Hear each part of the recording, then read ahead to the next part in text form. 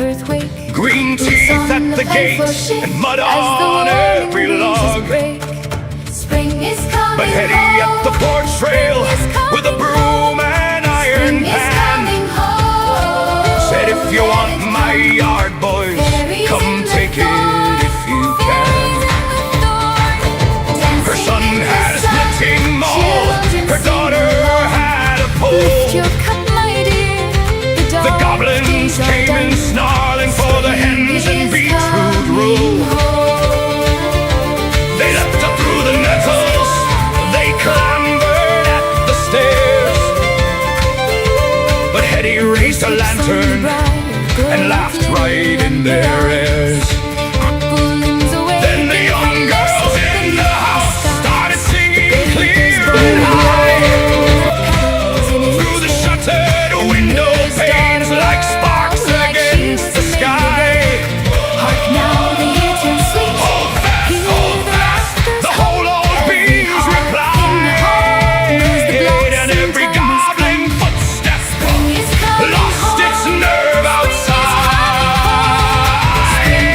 For the mark, drive them from the yard. For the mark, strike them hard, strike hard. Hetty on the porch and the children out of sight. For the mark, let the cowards run and hide.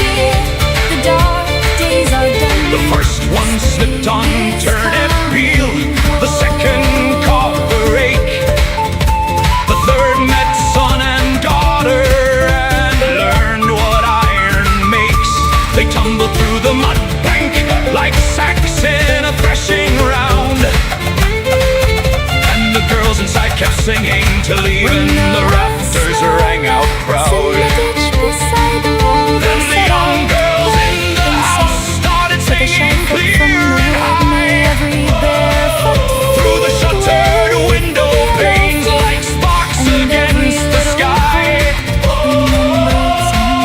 Hold fast, the whole old beams replied, and every goblin footstep lost its nerve outside. For the mark, drive them from the yard. For the mark, strike them hard, strike hard. Hey, drive them from the yard out of sight. For the mark, let the cowards run and hide.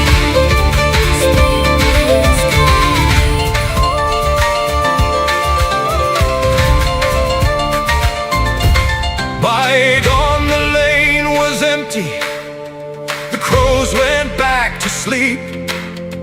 The broken pots lay shining where the goblin boots did creep.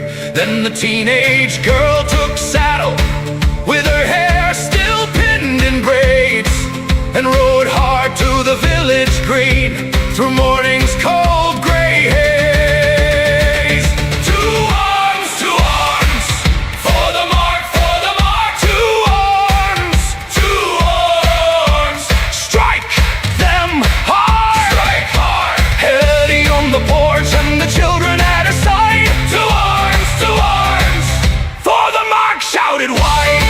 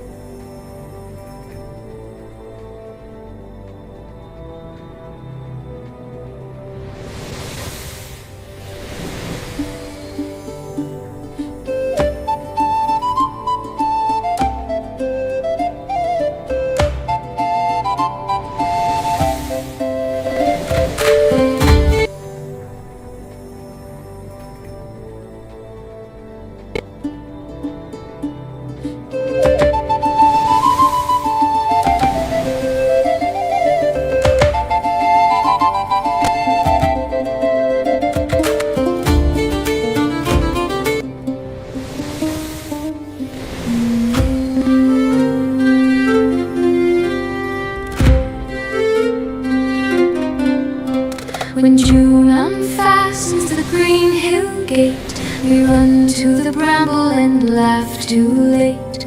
Blue hands stained by the sweetest stain, bare feet dashing through warm rain. We fill our pails by the hedgerow seam, red beets shining like a harvest dream.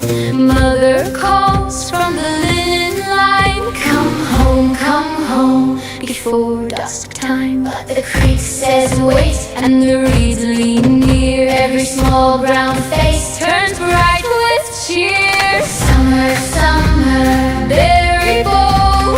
Summer, summer, take us home. Berries on our fingertips, berry bowl. Joy with every sugar kiss. Summer, summer.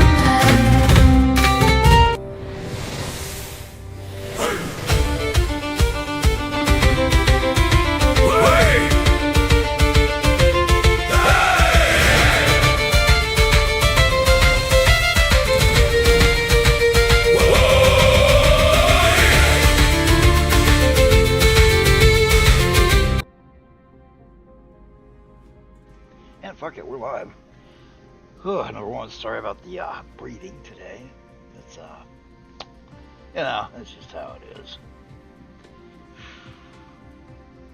Breathing's been pretty bad, which is why I haven't been streaming, because holy crap was it bad. Mainly, what the fuck? Nobody wants McAfee. Holy crap, it's practically spyware nowadays. But you can all see my what's left of my I don't know why things are loading so slow today. I might have to reboot it later. But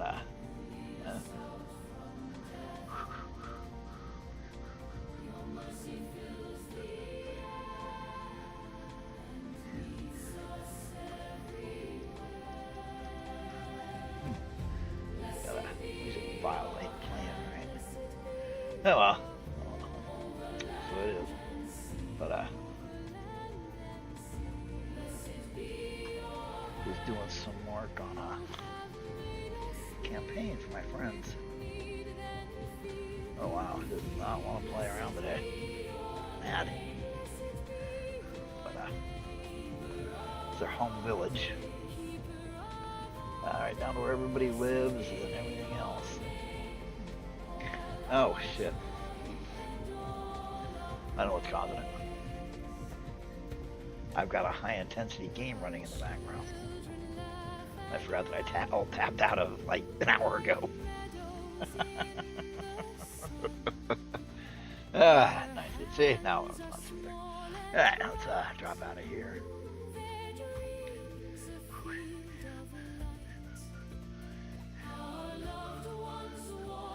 Oh, I kind of like the music. Yeah. Oh god, that's terrible. But I kind of like the music that I do because I don't know. There's something about it that's really nice. Probably because just because. I mean, it's kind of cheery, and I like this summer.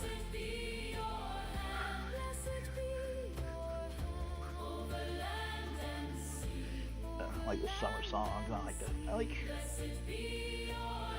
nice songs. Alright, so that's the biggest problem. They don't tell you this when you're streaming. And you go a week, you forget what the fuck you were doing. Oh yeah, that's right. I was doing this.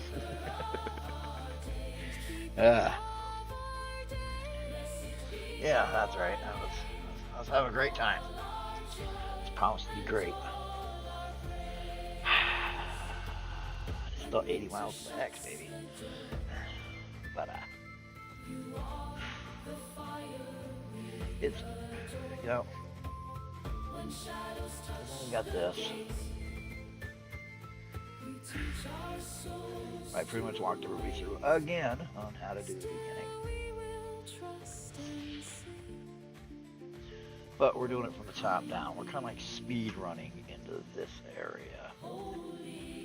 So there's a lot to look at.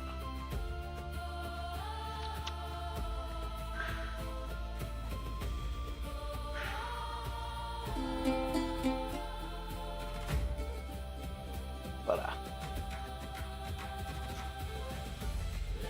you know, to be honest, I wish I could run my music in the background, but I can't anyway. Whew.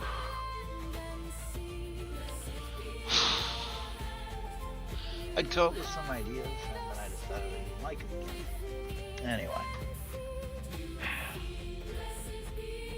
which is fine because we can do this.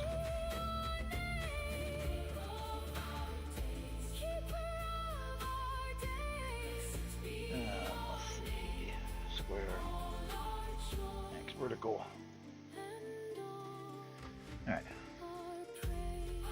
I said, you know, creating a world from the top down. That's always a good time.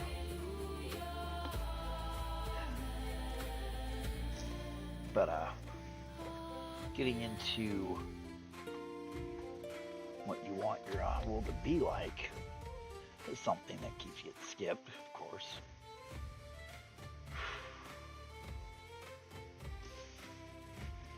Sorry, I'm having a little bit of trouble breathing today. That's what you get. You pay your money, you take your chances. But why don't we start today? Why don't we start with more on from the top down? When you're doing the top down, you've got your cosmology set. You know, I'm going to give you a piece of advice. Stick with Earth-side planet, and if you're going to do more than one moon, you need to push back their shipbuilding and some of their advanced math, because you're going to need some serious math to figure out your tidal math for your world. What's, you know, what times the tides come in, why tidal mechanics. I mean, with one moon was tough enough, but you add in two, it doesn't matter that you can predict it by looking at it. Well, actually, you go, actually you can't. You've got to predict it by looking at it, or you've got to figure out, more. You got to figure out the three-body problem. Three stellar body problem. I have no idea what the actual three-body problem everybody refers to is. But you'll need to, if you have more than one moon, your tides are going to be fucked. Yeah.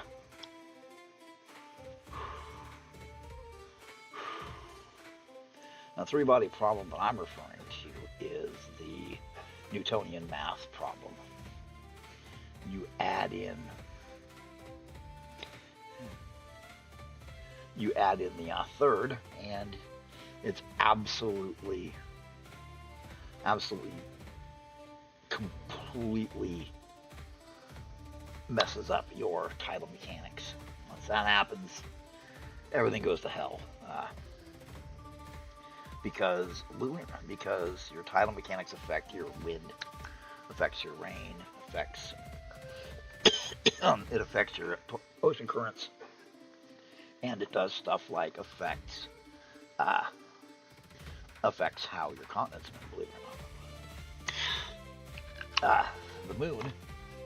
The moon actually affects your continental drift.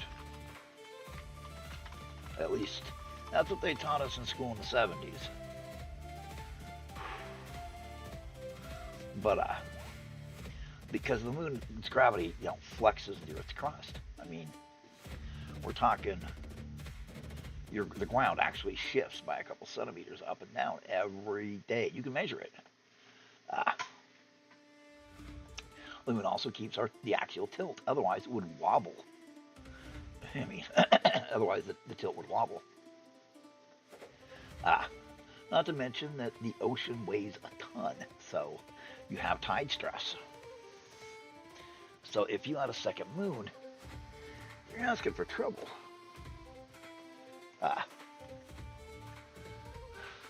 I mean,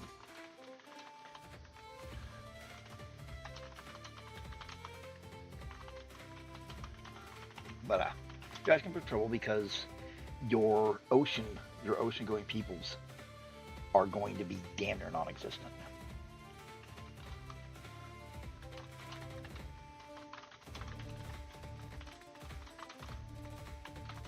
But and that's actually a big deal. I mean, you can say fuck it, I don't care.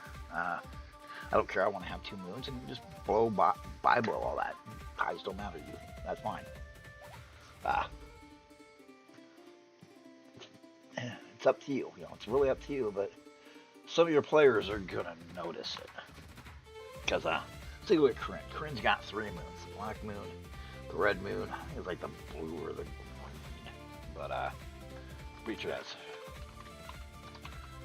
moons does Kryn. Now then, what's their color?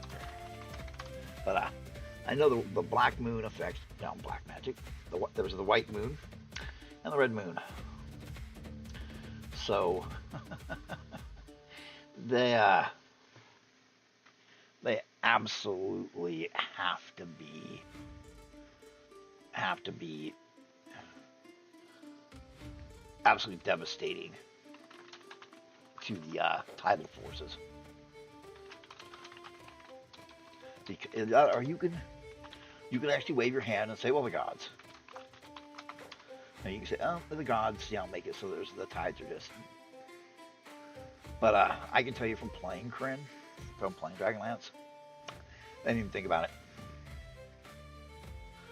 But I mean, you would be looking at some brutal tidal math and tidal patterns. And number one, there'd be a black moon, which is invisible to most people. And so their math would be off at first because they could see the white moon and the blue moon.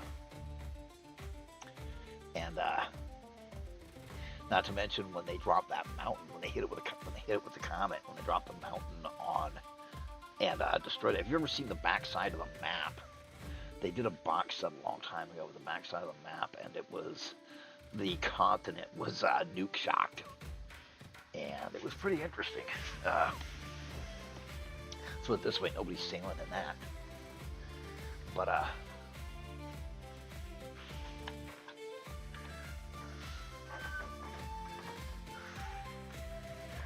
the big thing to remember is, Kryn's fine. Everybody loves Kryn. Everybody loves how the moons work because they work the magic shit.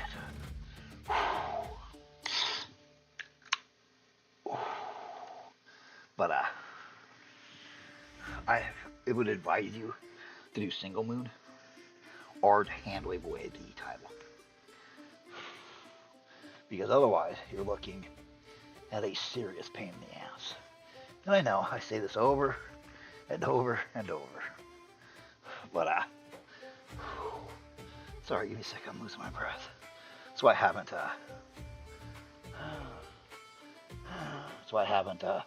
streamed lately, because my chest. I mean, I'd love to stream more, but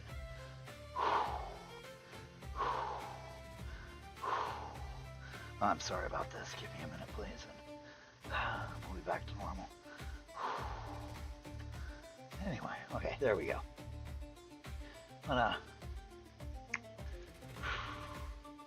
you'll end up with a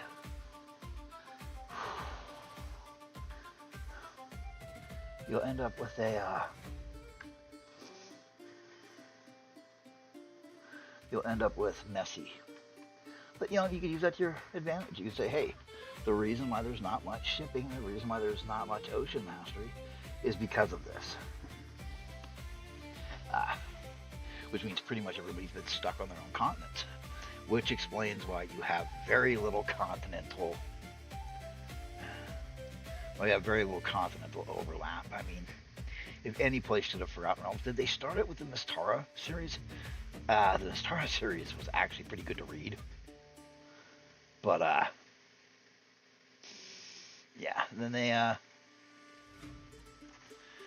then they absolutely destroyed it. Because, you know, colonialism wasn't bad. It was fascinating because, you know. But, anyway. So we're going to do this again from the top down. Again. Until I get bored of doing it. I like creating. Good at it. But, anyway. We go back to good old Ironmark. Need to make sure that's off. Scale on, add, off. There we go. But otherwise, I'll drop something on there. It'll screw me up. But there's a lot of different ways we can do this. Now, one way is actually kind of interesting. We can go in and look at old PDFs. If you can find it, there is the old Dungeon Masters stuff from 2nd edition. You have the Dungeon Masters Design Kit, which is actually just adventuring designs. You have the Dungeon Builder's Guidebook, which is surprisingly enough pretty fucking good. I mean, I'm going to recommend 3 books. The Dungeon Builder's Guidebook, the Dungeon Masters Design Kit, and the other one that I cannot remember the name of, but I'm looking for in my crap. But 3 excellent stuff from way back when that you can use to help you if you have trouble. The good thing is the one I'm looking for in my stuff actually supports the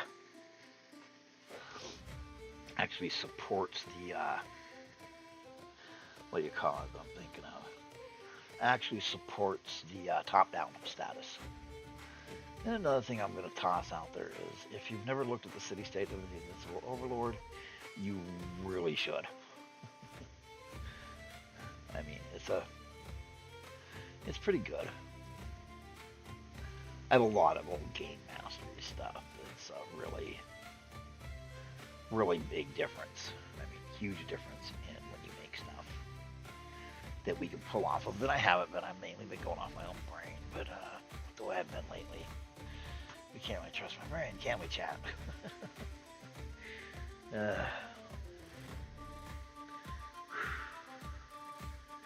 I'm glad that, you know, I think it's sounding pretty good. And I try to chain it right.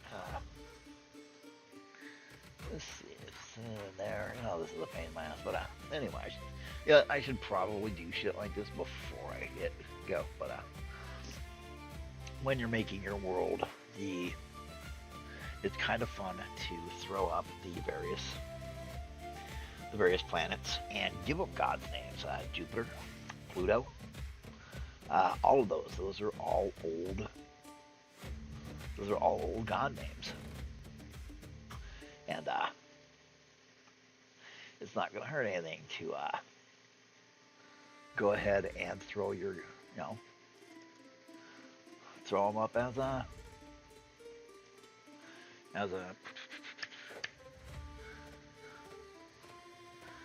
oh my god. Frickin' sorry.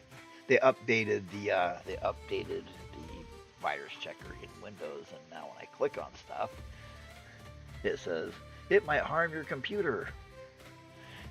If you don't think it will, open it. It's like, well, won't that harm my computer? But I mean, you get antiviruses nowadays, and half the time they are complete shit. I mean, there it is. World Builder's Guidebook. There's what we're looking for. It's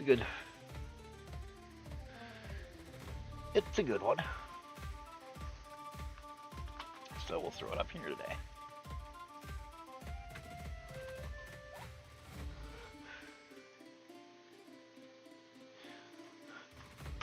Now this thing has, the old World Builder's Guidebook has, starts you off with size and shape, what approach to take.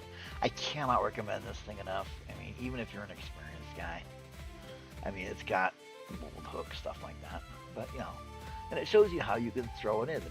Fortresses and stronghold. The PC spend the majority of their time investigating or raiding enemy fortresses, or defending outposts of their own. Braunstein that nobody ever played.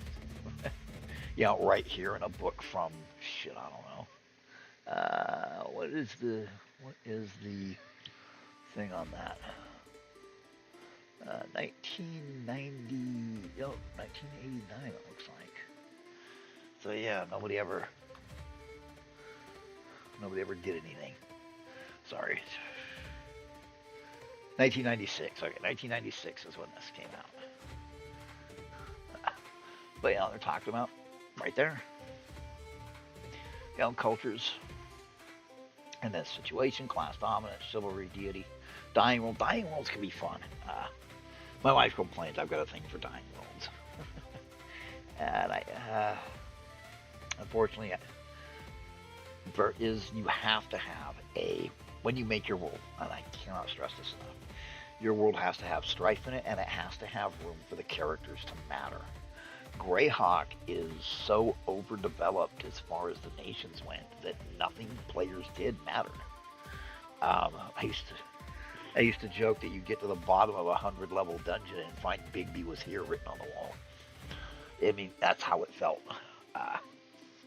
Not to mention a lot of those old modules really sucked ass. Now then you look at historical, ancient. Let's see, can you guys see that or not? Not very well. Let me move that then.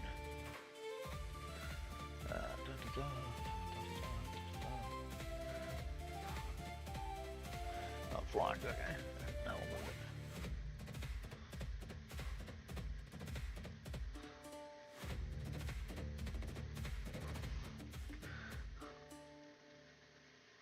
There we go.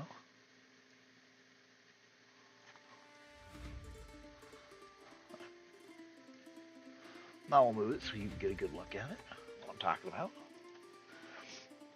But, we can just go ahead and, handle that.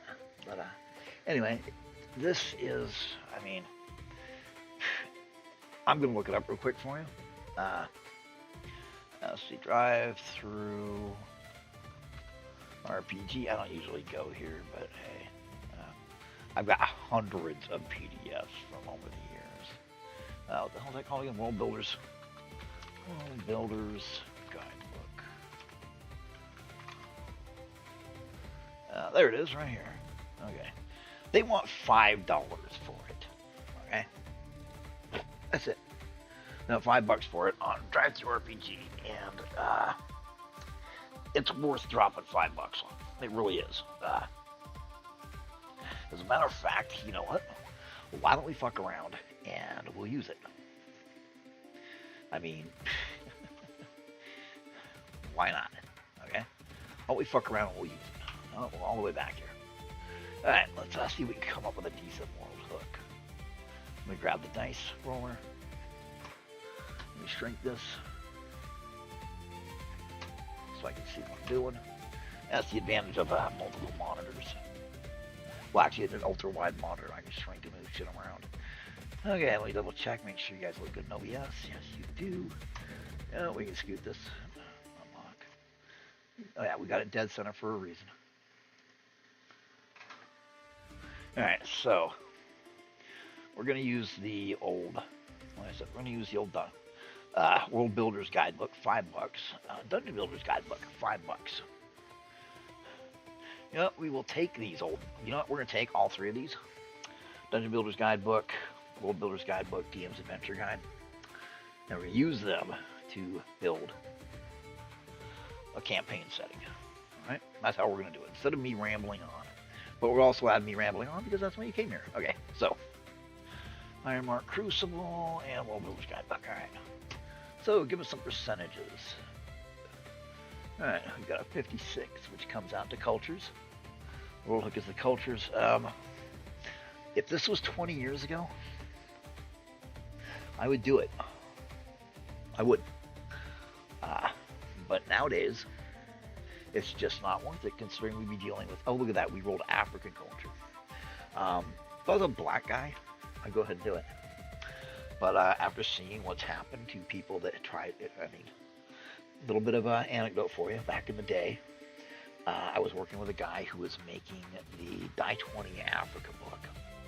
African Myths and Legends book for Die 20. I mean, we're talking like 2006. And he had artists, and the artwork was fucking phenomenal. The beginning of each chapter had one of Spider's little ditty tales at the beginning.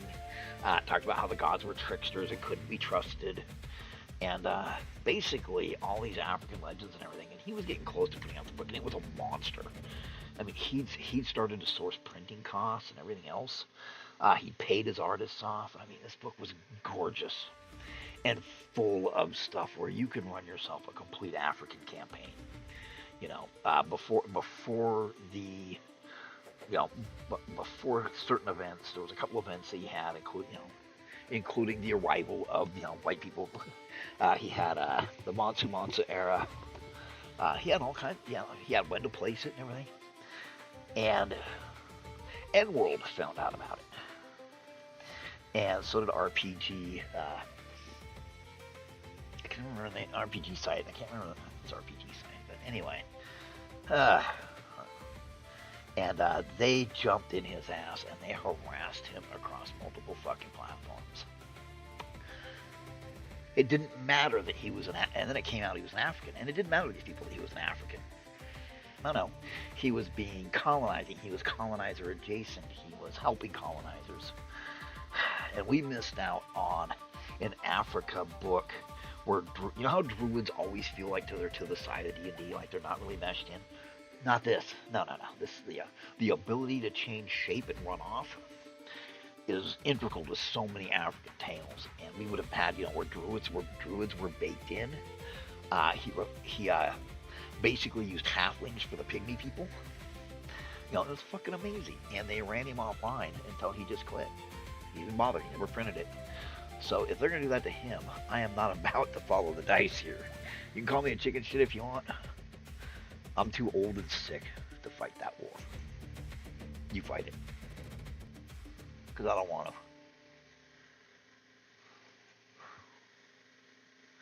Man, these dice suck.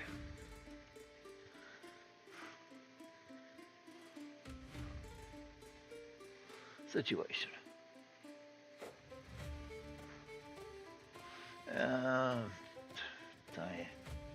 2 die 10. -2. -1. Let's see. Fuck it. Screw it. You know what? We'll go with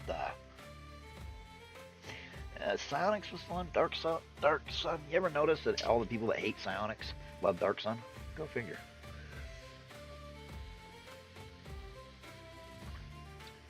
Well, we're gonna. Yeah, you know what? We'll figure something out. We're clever, right? Right, chat? We're clever.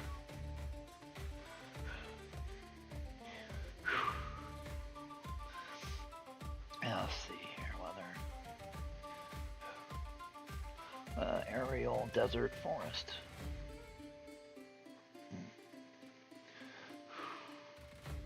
Anyway. So then we've got, you know, ruins, wilderness, sites of interest, caverns, dungeons. We'll go with wilderness, forest with an inland sea, and frontier. So we will treat the inland sea like the Mediterranean, chat. That's how we'll do it. We'll treat the inland sea like... Let me open ourselves a little notepad. Background. Hopefully you can see this. Let me double check, make sure you can see this. Yes, you can if I get it out from underneath. You can get it out from underneath that task widget. Is that it? Yeah, there we go. We'll get it out from under there. Okay. So, what we've got so far is Now, wilderness and forest is going to make it really interesting. Because, yeah. We're going to stick with the Yontees, our bad guys, I think. We're going to keep some of it. But you know what? We're just going to say fuck it. Remember how I threw out all the other races? I threw out the cat, and the rat, and the mice, and the Uma. Fuck it, we're going to keep them. Surprise Uma is surprising. I'm going to say, you know, I was in the hospital. Not too long ago. I played a lot of that laying on my side. Yeah, I can't. I can only lay on one side if I lay on my back. I have difficulty breathing, and if I lay on the other side, it starts crushing my lung. But hey, right? It's just the bills due. That's all. It meant a lot to me last night. Because yeah. Anyway, so we're going at. Let's see. Balkanization. Nation. Inland sea. Weather is a problem. Forest. Let's see. The dungeons. Fortresses. Wilderness. Culture. Well, we all know what we got there. Situation.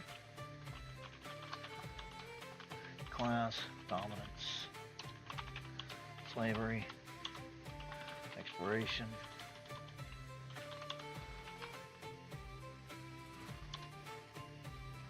Just sound accident for the hell of it. And warfare, of course. And frontier. Right, so we got some fun stuff here.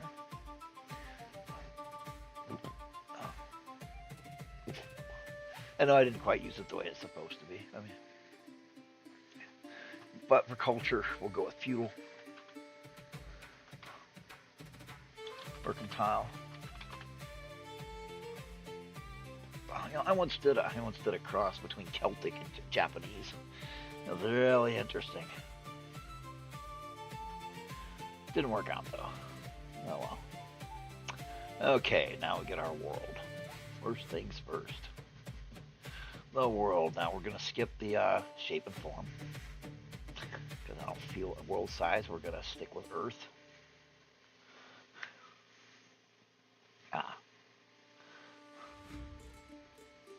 Let's see. Can't remember what Earth size is with the world size. Earth is about 8,000 miles in diameter.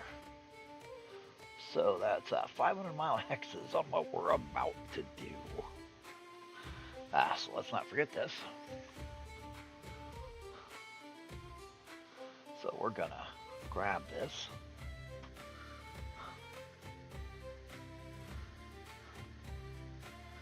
And then I'm gonna go here. But we're gonna grab that because that's gonna help. We're gonna do some interesting stuff tonight.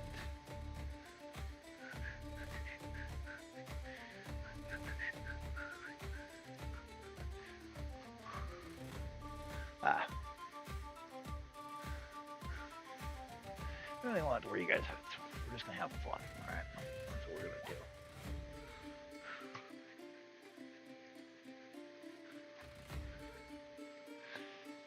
Alright, we're gonna go, so that means 500 miles to the hex. Fucking ouch. 100 miles for the regional map. Alright. Ethnography, let's roll the dice.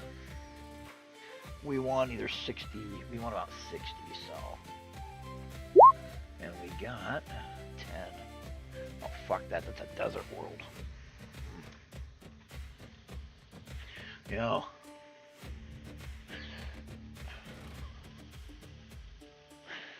We got forest, though, not desert.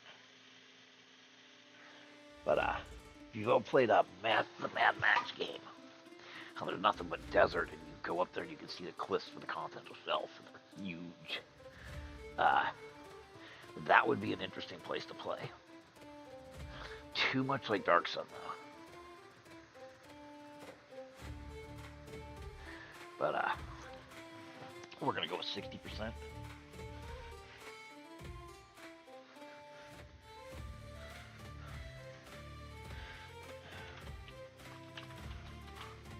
The Earth's hydrographic percentage is about 70. We're going to go with 60, a little bit more. So, once you've determined how much your world consists of seas, lakes, oceans, your next step is to sketch out the continents. Map blanks 1 and 2 are the most useful size and scale. Uh-oh, not the map blanks. So, do we want to use the polar display or the polyhedral? That's in the map blanks, which is way the fucking gone in this. But we'll jump to those real quick. Alright, boom. This is where the scan is shit, but you can see because they cut stuff off. I've got better scans somewhere.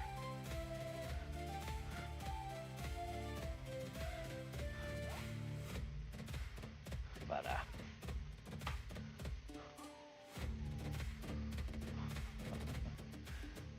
there we go.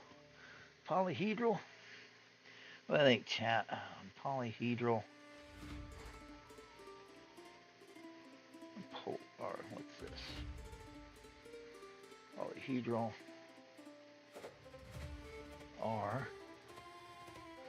Polyhedral. Look at your map. Polyhedral. Polyhedral. I'm thinking we might go with polyhedral. I mean, why the fuck not?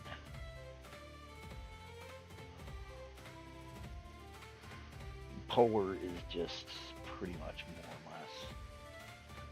less. Polar is more or less your standard map, but to make it interesting, it means I'll have to do a little bit of work here.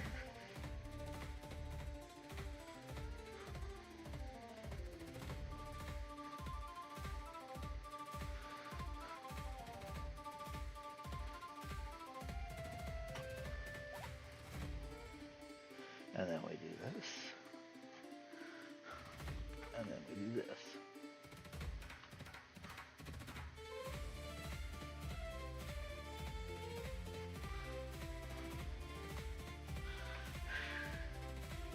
Alright. We do this.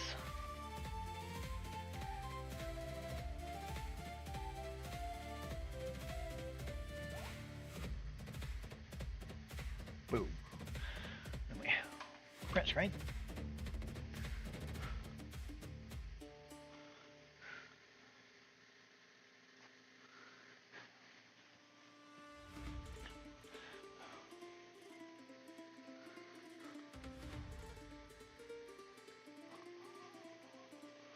You know what's fucked up is I can see on the other side, I can see the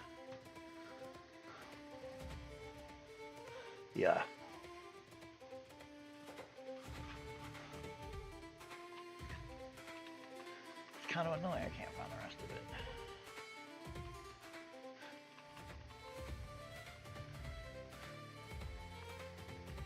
Yeah, it looks like they got rid of the polyhedral region maps. Polyhedral world map.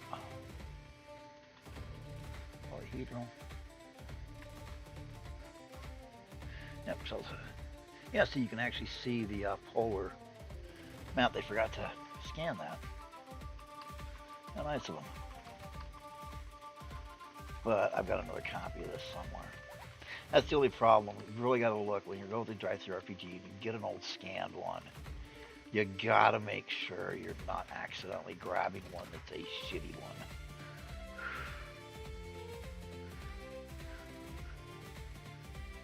And this is what we're going to be doing.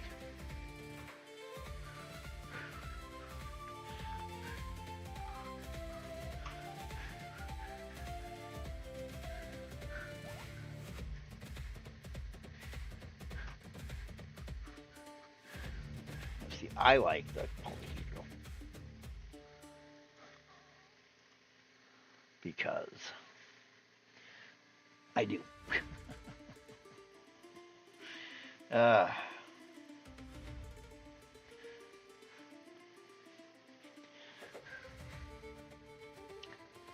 okay, follow the. And I'm going to check the other one too. It's a little bit bigger. Let's see if it's got the. Oh, wow, is it? It's not broken up on the right hand side. It's got a much better display for the docks. I think we could always be much easier. I could just, in between the streams, I could just make these by hand and drop them. Oh yeah, the map for the polar display world map is completely fucking shitty.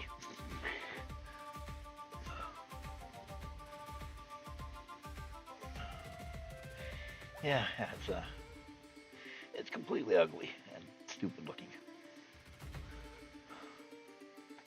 It's a better quality one, but to be honest, I don't care. But what was I? Yeah.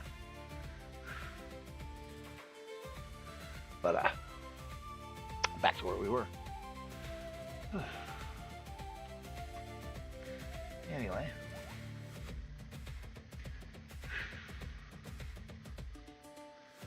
So,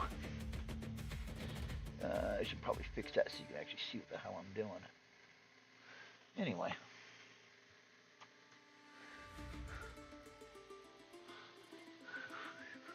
We could start by, making this a little smaller.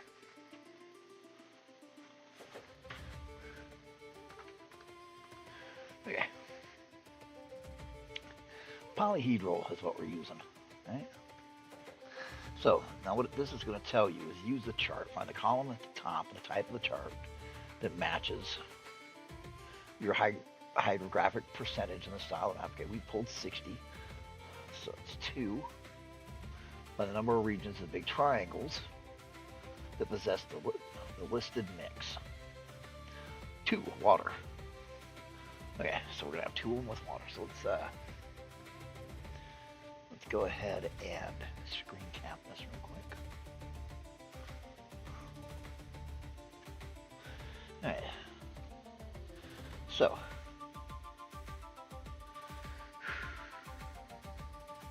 Now you can't tell I like making stuff, can you?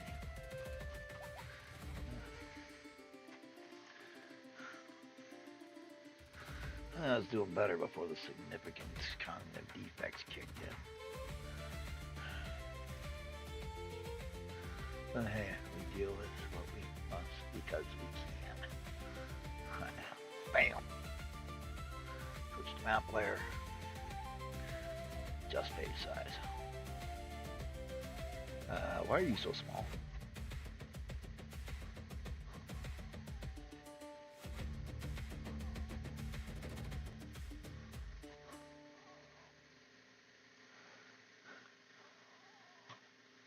I don't know what the hell just happened.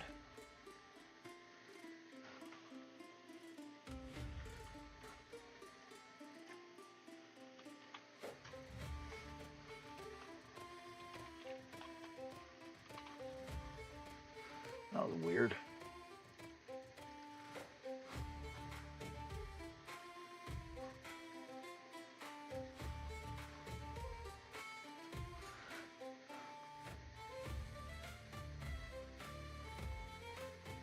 I have no idea what just happened.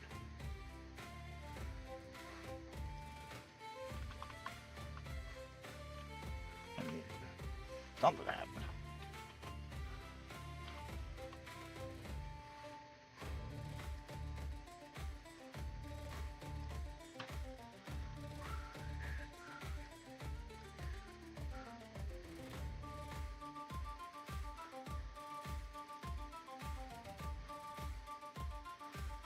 Double check that map.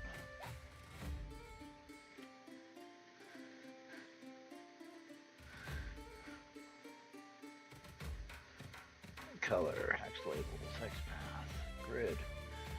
Should all be there. Just flip down.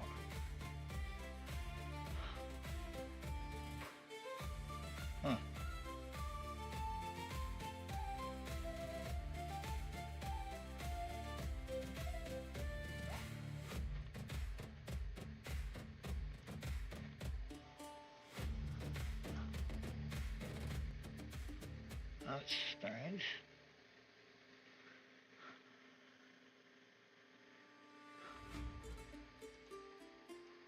Oh, that's very strange. Okay.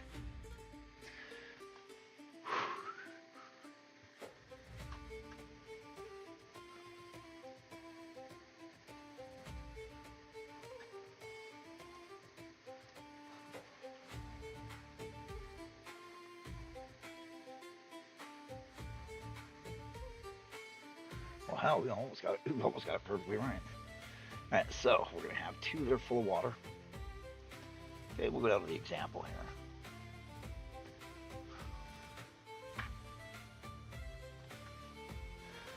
As you can see, we got two that are completely full of water. This guy didn't roll that. Oh wait. Oh, he rolled. So he probably rolled a 40. So why don't we put it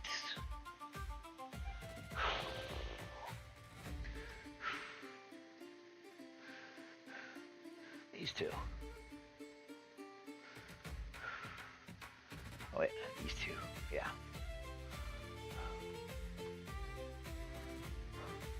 Let's see if we can get away with it. Doubtful, we never get away with anything. But so that's two of them that are nothing but water. And then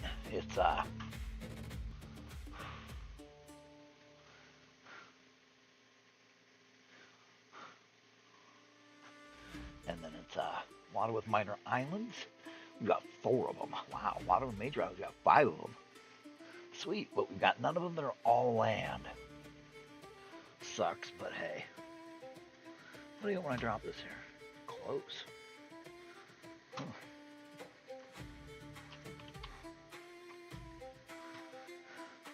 Now we're just doing this quick and ugly. Okay, we're not.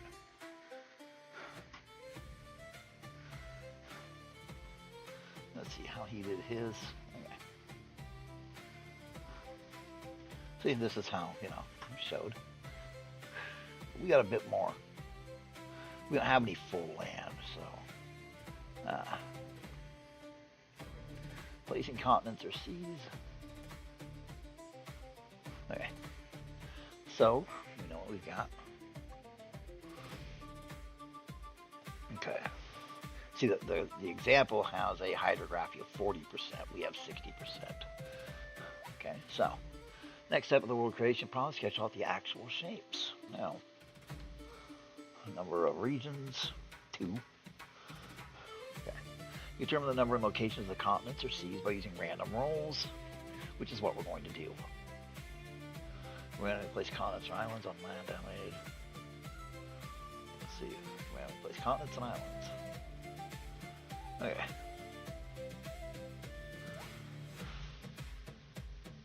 For example, you have 9 land regions in a water-dominated world.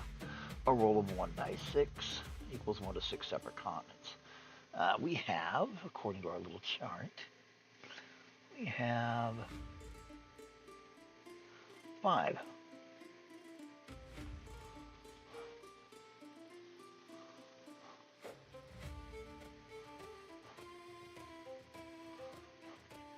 %. 4 regions, half land, half water. 4 regions with major islands, and 1 total of 9. Okay, so ours is 60, so ours is 5. Well, yeah, ours is 5 because we suck. So that gives us, it's not 9. Water, major islands, 5. Water, okay, 4. Yeah, Yeah, she got 11. She's doing C's, yeah, so. Okay. Alright, so, alright, here we go. For continents, we've got 1 die 6. That sounds cool.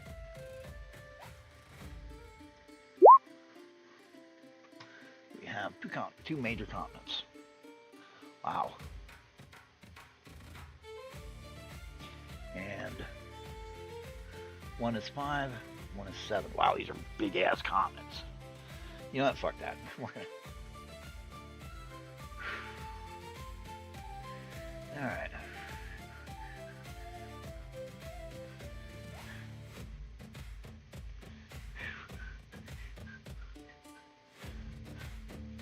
So we're just gonna do it how we want. Okay, so we're gonna go water.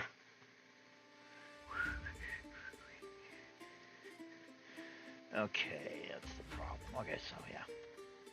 So we gotta use, you know, something. Where is the island? Like,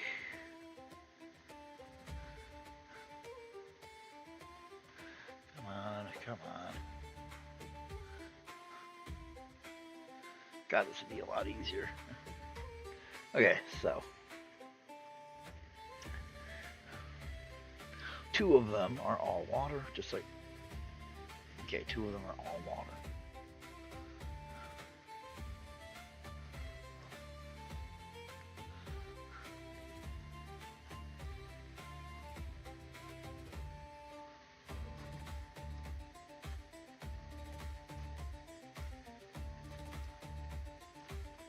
And you see where we need to adjust it a little bit.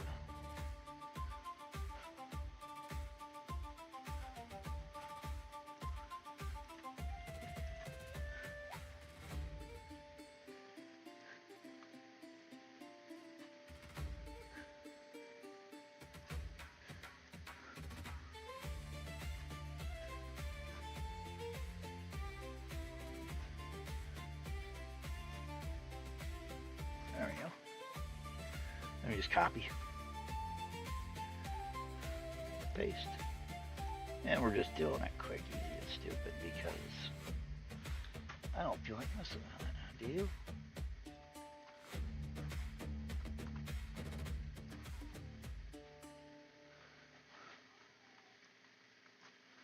So we get the idea here.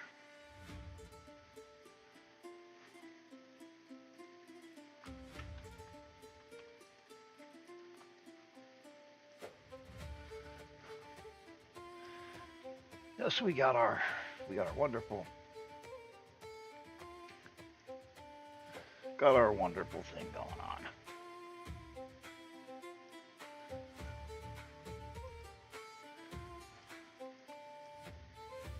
I know, but well, you know, couldn't you do this nicer? Oh yeah, I probably could, but right now everything really is tough for me.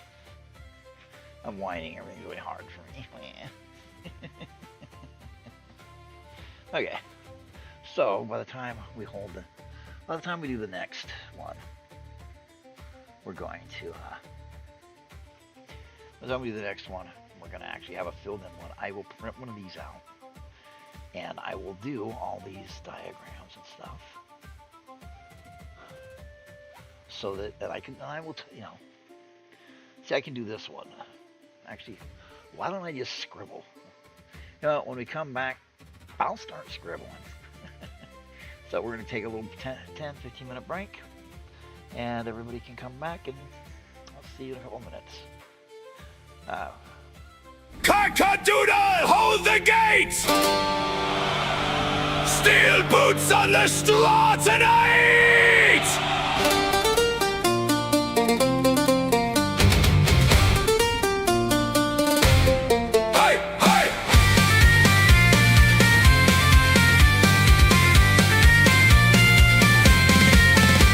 At dawn in feathers and pride, tiny helm on a comb so wide, he sharpened the beak on a butter knife, swore by the grain he'd guard this life. A hen looked up and rolled her eyes, said, "Show him, sir, and make him wise." He dug one claw in the coop yard dirt, then flared his wings like a battle shirt. Hear the clatter at the fence, boots and hooves and bad intent. He puffed up tall, all chest and fire, then screamed, "Nobody steals from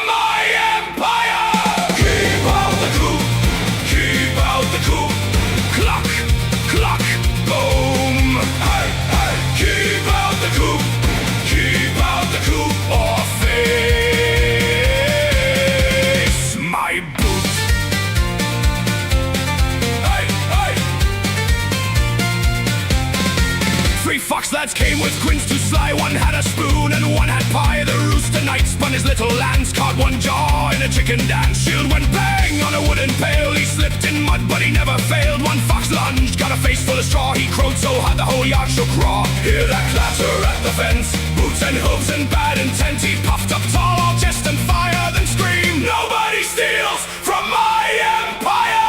Keep out the coop, keep out the coop. Cluck, cluck, boom. Hey, hey. Keep out the coop, keep out the coop, or face my boots."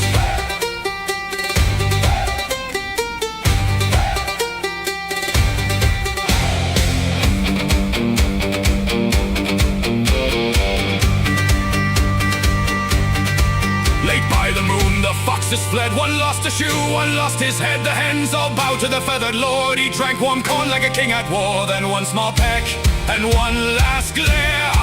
He said, "Try again if you dare." Hey, hey.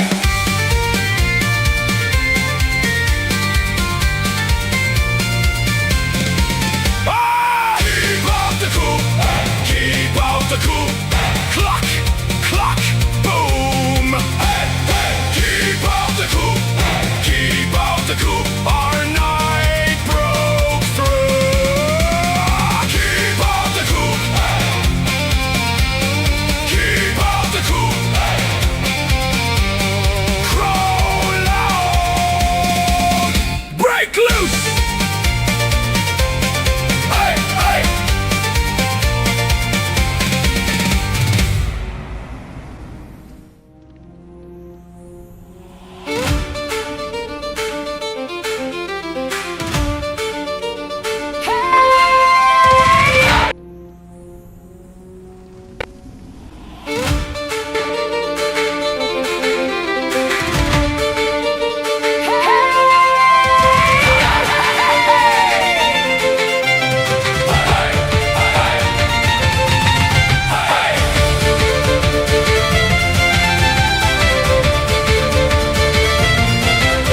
Down at Ironmark farm, a storm came off the bog.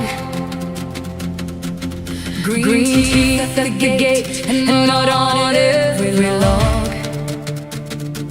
But heading up the porch rail with the broom and iron pan, said, "If you want my yard, boys, come take it if you can." Her son had a sitting mall, her daughter had a pole. The goblins came in snarling for the hens and beat to roll. They leapt up through the nettles, they clambered up the stairs. But he raised her lantern and laughed right in their ears. Then the young girls in the house started singing clear and high. Through the shuttered window panes like sparks against the sky. The whole beams replied, and every goblin footstep lost its nerve outside. For the mark, driving from the yard. For the mark, strength and heart, strike hard. Hitting on the porch and the children at his side. For the mark, let the cows running high. The first one slipped on the turnip peel. The second caught the rake. The third met son and daughter and learned what iron makes. They tumbled through the mud bank like sacks in a threshing round. And the girls inside kept singing till the rafters rang out proud. Then the young girls in the house started singing clear and high. Through the shuttered window panes like sparks against the sky.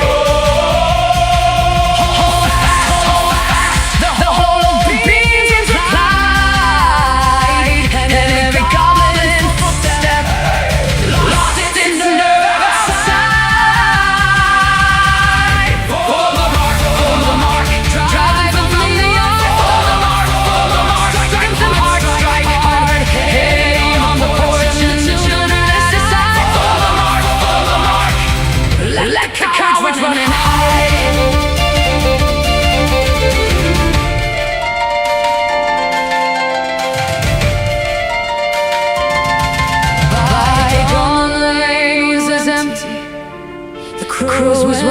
back to sleep.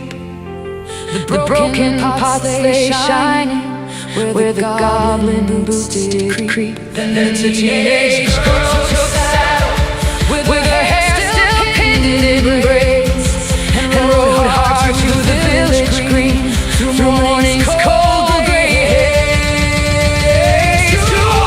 To arms, for the mark, to arms,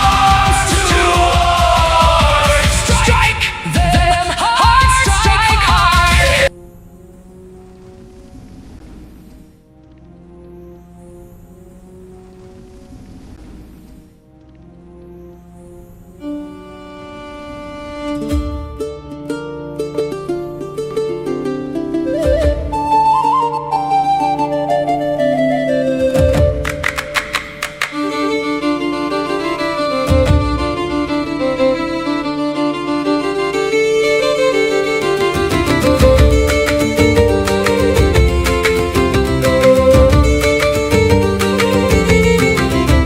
The frost is out the door, gone from the thatch and stone. Green buds awake in the hedge, and the creek sings underbow. I saw the daisy bow by the old well in the lake, and three small birds in a row flung silver into the rain. Now the air turns soft, hear the damper awake. Boots on the floor shift as the warming breezes break. Spring is coming home, spring is coming home, spring is coming home. Oh, let it come. Fairies in the door, fairies in the door, dancing in the sun, children sing along. Lift your cup, my dear. The dark days are done. Spring is coming home. Spring is coming home. Rose hips on the briar glow like little amber eyes. Apple limbs are waking from their sleep beneath the skies. The baker's boy ran laughing with petals in his hair, and the miller's daughter whirled like she was made of air. Now the air turns sweet, hear the rafters hum. Every heart in the hall knows that the blossom time has come. Spring is coming home, spring is coming home, spring is coming home. Let it come. Fairies in the door, fairies in the door, dancing in the sun, children sing along. Lift your cup, my dear. The dark days are done. Spring is coming home. Spring is coming home.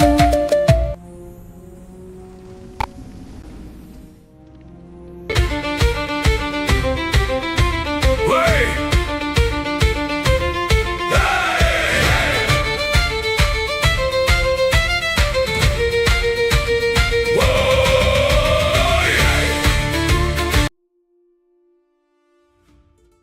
And we're back. I have to say, making music for this really made me want to make this place. I'm actually just going to go through it. You know what? I don't care anymore. We're just going to go through it. We're going to go for it. We're going to start. We're going to follow this. We're going to follow this booklet because why not? Nobody else is going to follow it. So we're going to do it. So, go back up. We're going to follow this book as best we can while reading it online and doing the basics as we can. Now, where we're at is right here. We're at world coastlines. Before plate tectonics, see, it actually moves into plate tectonics. But we know we have, I said, fuck it. We've got 9. So I give us 1 dice 6 continents. Each one was spreading. One was 7, one was 6 regions. 5 regions and 6 regions. So 5, 1, 2, 3, 5. Okay. Actually, 1, 2, 3, 4, 5. Yeah, 1, 2, 3, 4, 5. Actually, we can give it right here for the continent. So that's a pretty big chunk. So, we're actually going to cheat a little. Scale on add-on. We're going to tick with the scale a little bit until we get the right size.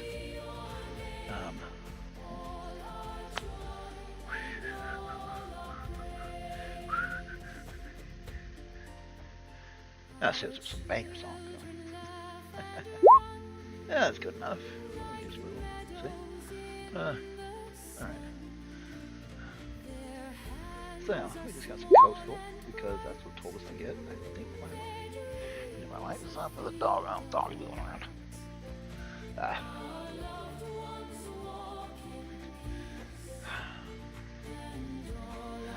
neither here nor there. No. Anyway, doesn't matter. So what we've got basically is free hand. I'll do the ocean like this. 1, 2, 3, 4, 5 for the first one. So let's see. Up here is going to be an ocean.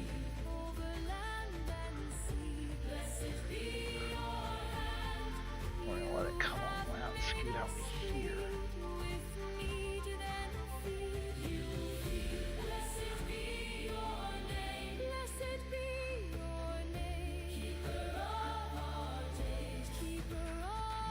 One X above this line.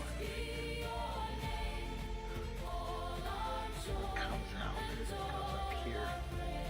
Okay.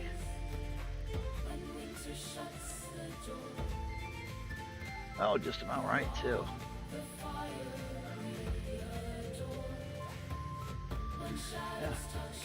Yeah, just change it a little.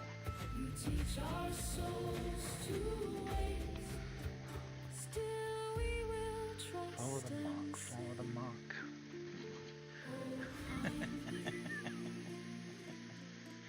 I know it shouldn't be that banger of a song, but for the mark really is.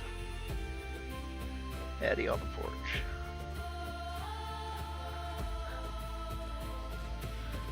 Eddie on the porch for the mark, for the mark. Okay, so this is going to have to sneak all the way out. And come in right here. So we got Blobby continent. It's, you know what? Then the other one's 7, which is, that's pretty fucking big. So 1, 2, 3, 4, 5, 6, 7. Okay, wow. Alright, we're gonna give it this one. Here's 2, 3, 4,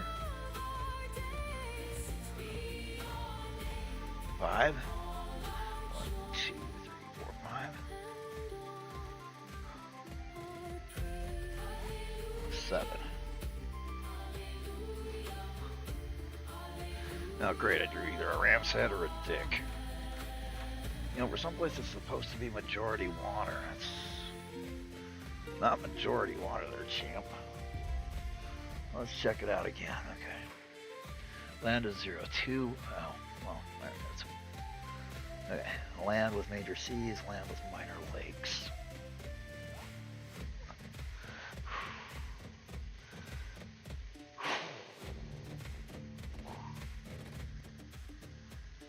Hell.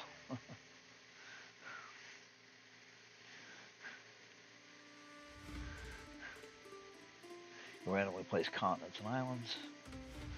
Number of seas, continents, like we have 5. So that gives us nothing. 1 die 3. It can't be right. 5. 5, 9. Okay, 9. Because she has 11. Fiberland, let's see, 40% Fiberland. Yeah, we have 0. Let's see.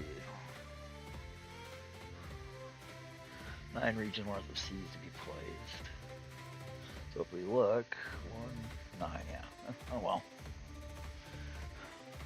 Okay, so mostly we got land. Got too much, okay. We have no comments. We have 1 to 3 regions. Okay, so you know what? We can do that.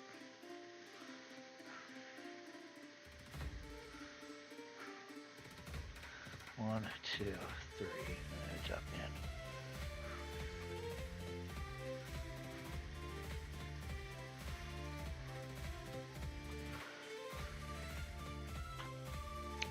Okay. 2, 3.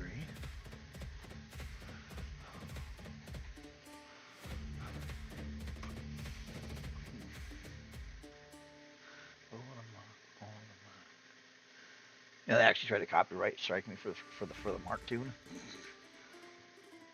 I couldn't fucking believe it. I was like, are you kidding me?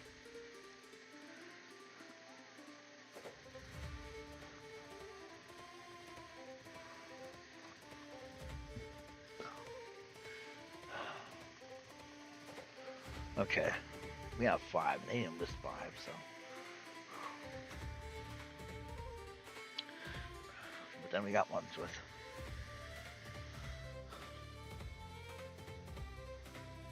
How many of those do we have? Okay, we have 3 of them with major C.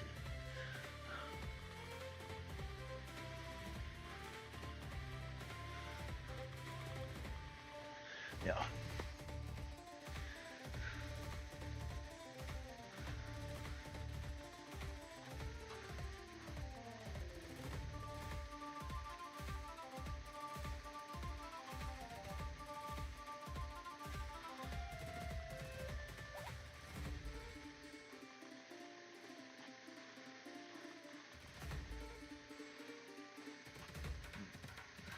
And I think Ironmark's end up over here.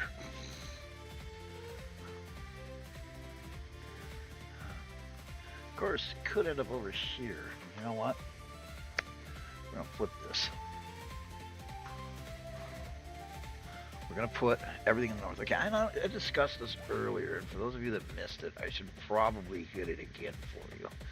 Okay, when you are doing your map, if you live in Brazil or somewhere south of the equator, you should always put your campaign setting south of the equator. If you live north of the equator, put it north, because instinctively you have grown up all of your life with which direction gets colder. It's a subtle thing I have found out time and time again trying to run games that people really don't fucking like. They say they do. Oh, that's new and interesting. And partway through, they're like, man, this fucking sucks. I can never remember. And it gets on everybody's nerves. So how about if you not get on everybody's nerves, and you just do it that way? Because otherwise, everybody's going to hate you. Just rightfully.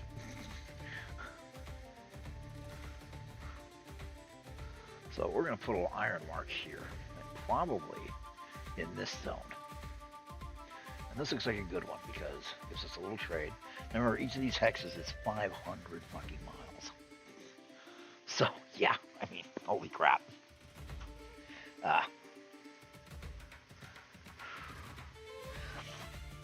mean, to be honest, I'm half-assed tempted to do the work on, you know what? I'm half-assed tempted to do the work on Photoshop and let you guys watch Photoshop. Let's see if we can do that. Let's see if I can get OBS to recognize Photoshop, because for a long time it didn't. Let's see. Window capture, browser, display capture, game capture, no, display. It might work. Display capture. Photoshop. Hey, you can see my porn. Idiot.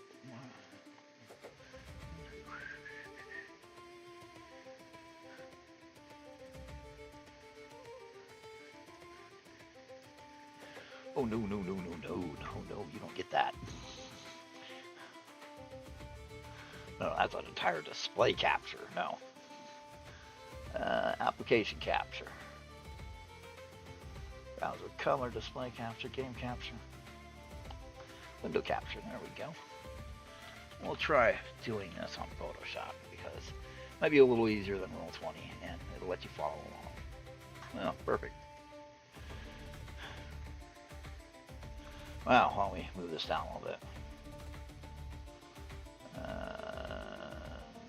Here we go. Right there.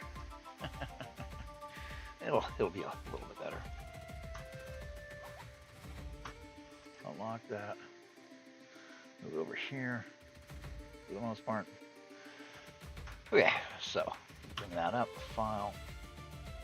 Open.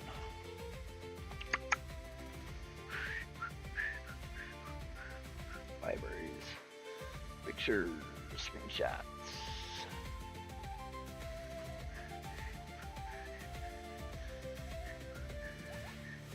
God, that's got a terrible fucking... It's got a terrible picture in there. It's got a picture of my lungs. How damaged they are. Every time I see it, I cringe. Because, damn. It's difficult to breathe like that. We're going to do this. Shrink you. Shrink you up a little bit. Oh, whoops. I hate that when you've got a lot of stuff open. And you go to grab something, it's like, not today, kiss ass. Okay, here we go. Alright. So, we will get the brush. There it is, the paintbrush. Let's see, what color? Blue. Color picker, blue. No longer, I don't use lots of trickses and chipses. I don't do a lot of that. If you're looking for Photoshop tips, you're on your own, buddy. Alright. So, we're going to do this.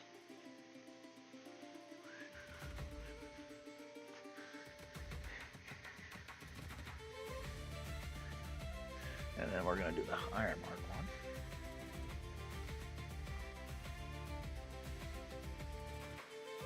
Okay, notice that this one goes down in the equator and I screwed up. Okay.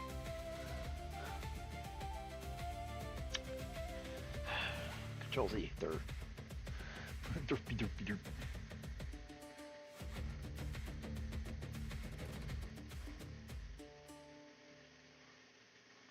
Okay. And then we got a small one here. And we got another small one here. And we got one here. And then we got one here.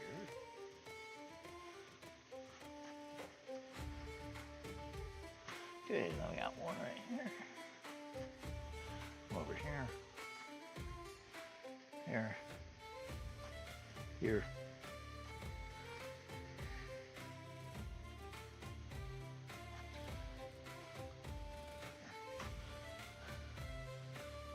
You know, I tried using, I have a lot of tools. I have like Cosmographer and shit.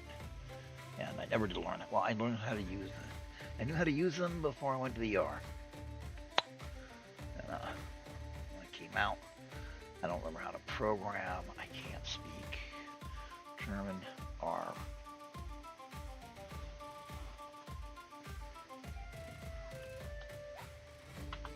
I can't speak German. I don't know much Russian. Actually, I can't speak any Russian anymore. Ooh, whoops, whoopsie daisy. Huh. Well, that's just great. It's fucking wonderful.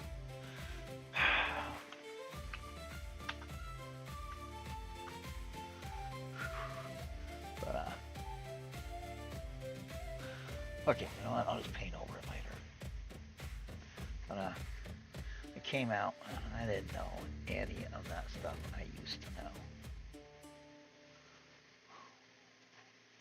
And it's really disappointing because there's no kinds of cool tricks for this.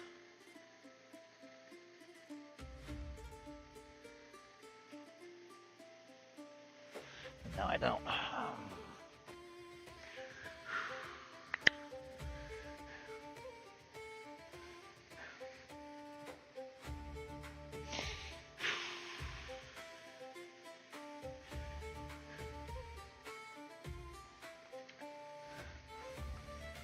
But, yeah. Well.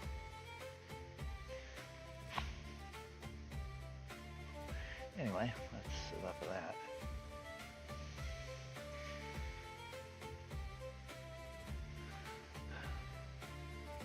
There was something I was trying to remember to do, but, you know, I cannot remember it now. So much fun.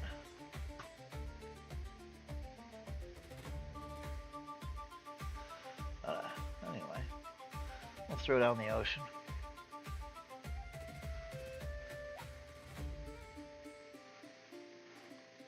But yeah, it's a thing, you know. You go without O2 for long enough, you end up with significant cognitive defects, which for me meant losing how to do calculus and some geometry and, you know, higher math, losing a couple of languages. I've had some problems with the English language. It doesn't show up in my writing, weirdly enough. Sadly, I can't write Russian or read it anymore. I can't read Spanish or German anymore. Yeah, I was without good. My O2 sats were down in the 60s. My heart rate dropped down into the 50s. Here the kids nowadays call that dying. But I bounced back. I came back out of it. I'm actually doing a thing for English to try to get my vocabulary back up and get everything back up. It's just damage. You can rewire it. You can relearn stuff. I mean, I thought about relearning the programming languages, and I was like, why? Who am I trying to fucking impress? Nobody gives a shit. Nobody cares if you can do, you know. Despite what they say, nobody gave a fuck if you knew how to do Pascal or COBOL, because I knew how to program in those. And nobody gave two shits when I was looking for a fucking job. I mean, nothing. They didn't care one bit. Okay, World Builder's Guidebook again. Alright. I suppose it's supposed to look cooler, you know. But, fuck it. It's good enough.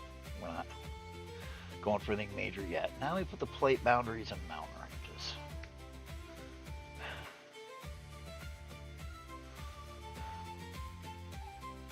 And you do it to,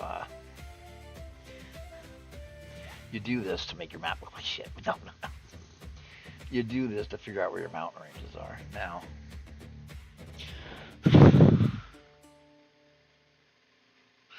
I think a good thing of mountain ranges, you know, we're going to go with brown.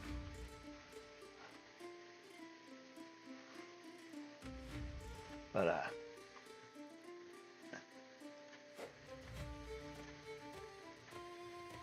I think a good thing of mountain ranges is going to be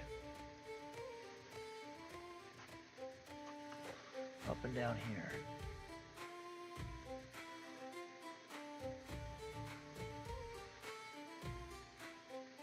Yeah, and continue up into here to become islands. And then it simply moves down this way and then becomes islands. Okay. Then we got another one where the plate's going in. We're going to put a lot of small islands out here. We're going to put some island chains out here. But where we're putting Ironmark, where we were going to put Ironmark, okay, well, we're putting Ironmark, which is temperate zone, right here.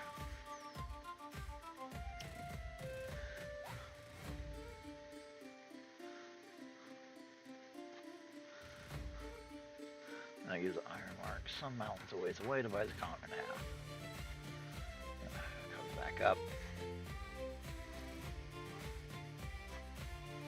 Let's see, we can run it through here, up through here.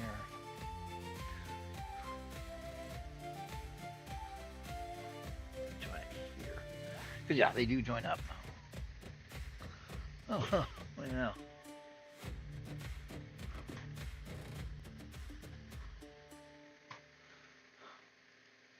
Why? Because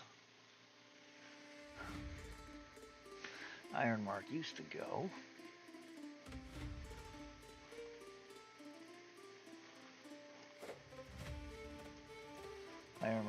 a little bit further.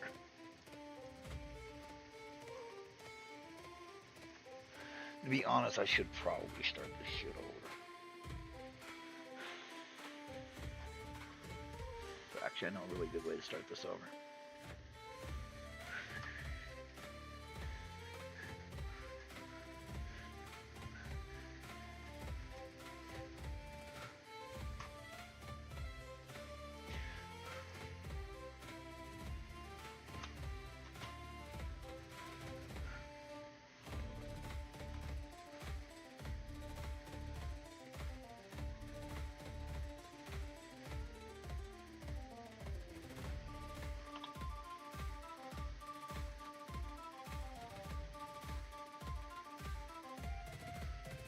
There we go. Or turn something on. There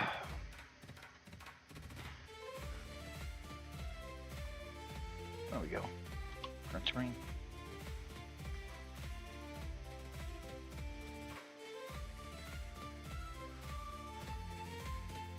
Bam. F11. Shrink it up.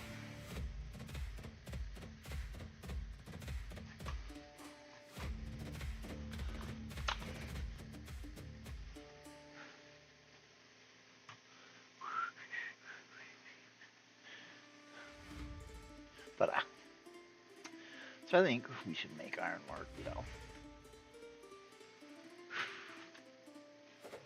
Blam! We got our map back. Alright. So we're also going to do a new layer here. That way I'm not writing on my old layer. Alright, so why don't we go ahead and grab the brush again. Move this up to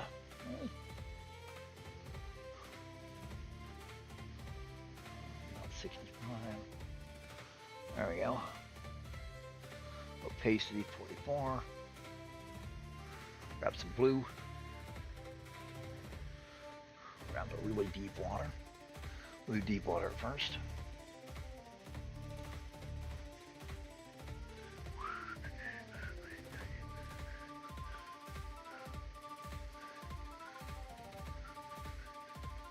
Because I got a method to my madness. Okay?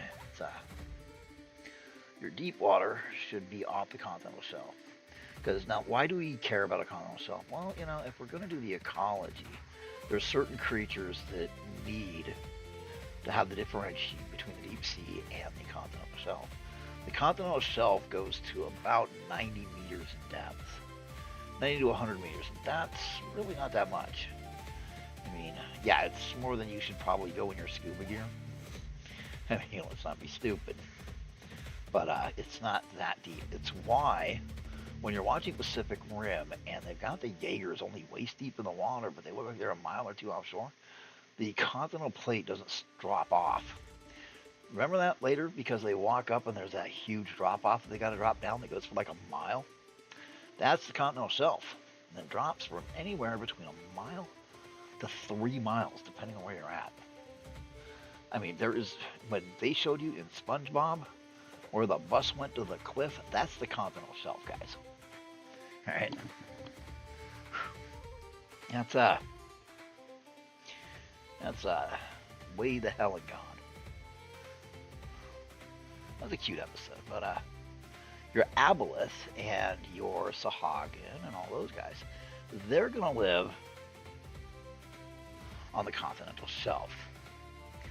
They're gonna live here. You know, They're going to live in the light blue. They're not going to live in the dark blue, because the dark blue is where the bad stuff is.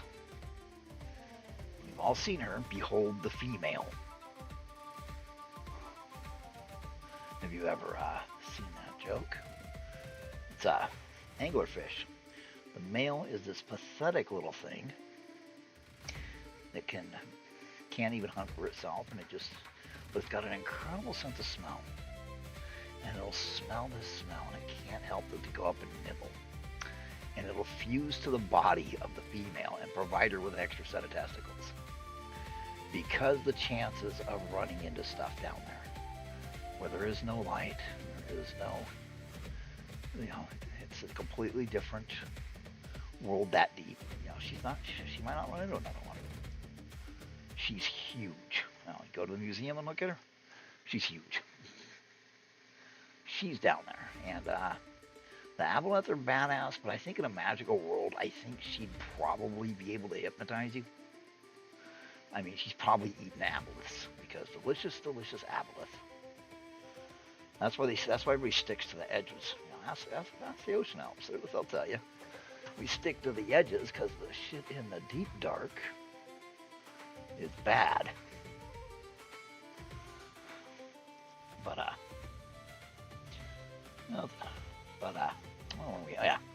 the difference.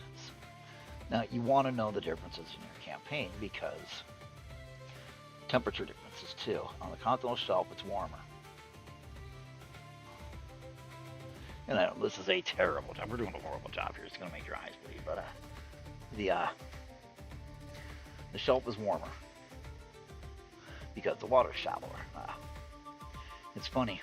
I was looking the other day, and I was admiring the coral reefs. Coral reefs are mostly around the equator. Tropical, equator, subtropical. You don't find coral reefs off the coast of Washington that often. And I ran into this article talking about how the ocean warming up is going to destroy the reefs. I was like, holy shit. I hope not. And then I read further, and like a lot of these articles, because I like the idea of coral reefs. I scuba dove a couple times, to go look at the coral reefs. I mean, you got to. I was one of those assholes that went and did stuff, But I learned how to scuba dive, all that good stuff because I wanted to. But not because I was rich. I mean, I did a lot of bargaining to get those scuba lessons. But scuba lessons aren't that expensive, but they were expensive to me, damn it. But anyway, the reefs are beautiful. If you ever can, do it. And you won't have wasted your time. But the article turned out to be fear bait, and I was kind of mad because apparently they were talking about acidity could and might and possibly, and some scientists say that sucking chest wounds are good for your health.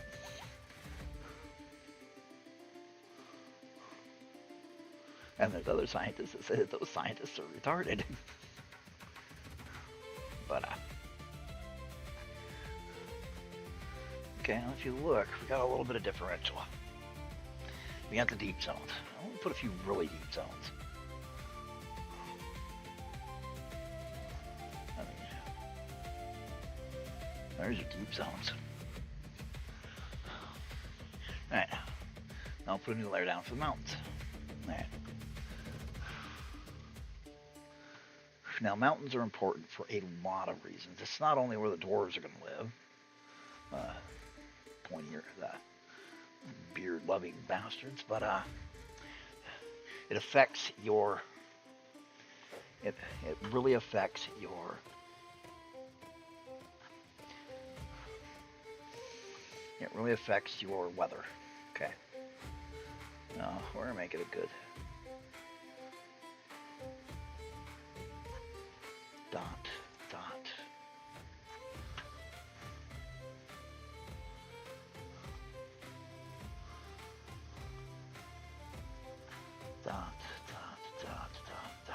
Okay. Mountain ranges really affect your weather. The reason why this is split is because if we fold this right, if we cut this out and fold it, it'll join. But so the storm comes in this way, it hits and it drops all the rain. This is why air current's going to matter. So over here would be more steppe, stuff like that. We did this part.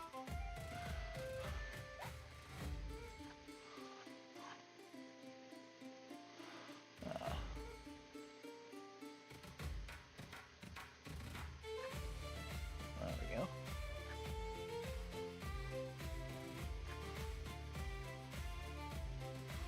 There's a big, thick range. But this one's got a slight range right here. Dun, dun, dun, dun. We're gonna put a slight range right here. So we'll go here. So it'll reappear here. And this one is curving, but it's going to reappear as islands here. And this one's going to come up. And then be a couple. But we're only mainly worried about the north side now. It mentioned, you know, currents. So let's do some currents. Let's do some currents, baby. All right, first of all, you've got your water currents. These are fun. So you got your major currents come, you know. Let's see what the book says, all right? You got the book, let's see what the book says. Now, get this book, you see, moving away from bordering plate, no mountains, moving away from bordering plate, no mountains. That's if I went through and put all the plate boundaries, which I didn't. Because I don't feel like it. I want to do it myself. Then you've got adjusted for gravity, volcanic activity. We're going to go with, well, you know, we'll come back to this, but where we're going to is, where is the, here it is. Okay, prevailing winds and ocean currents. Okay, ocean currents and prevailing winds, east to west. Okay, Earth's rotation in conjunction with seasonal variation is the driving force behind the world's weather patterns. Winds and ocean currents in the northern hemisphere tend to circulate clockwise, whereas southern ones are counterclockwise. As you can see,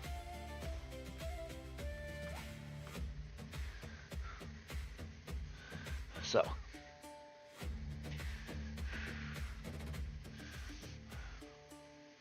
our currents are going to look like this, and like this.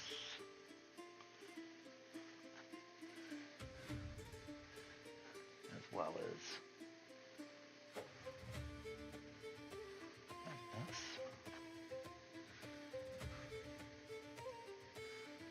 And like this.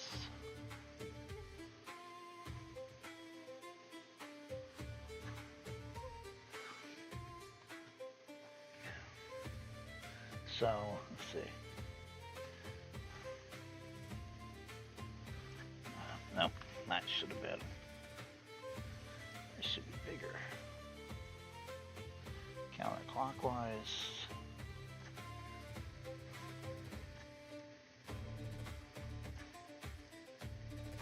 Okay. Of course, we're going to have this small one, which is going to be... Okay, now I'm going to tell you something really interesting. Here, and possibly even here, there's going to be Sargasso seas. It's going to be where the kelp is close to the surface, and it traps fish and ships. Look up the Sargasso Sea sometime. I mean, actually, now there's your homework. Look up the Sargasso Sea. So now we've got, of course, air currents. But again, you should always pair them. Okay, now they're going clockwise, so it's going like this. So that means it's coming down. This is cold. So you got a cold weather patch that comes down along these mountains. Holy shit, is that going to be wet?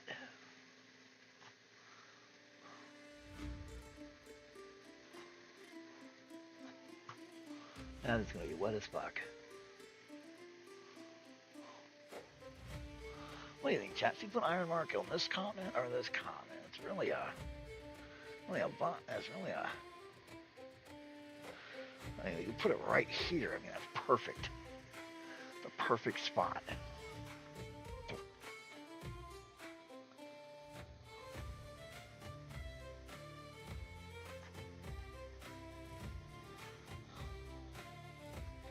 I mean, look at it.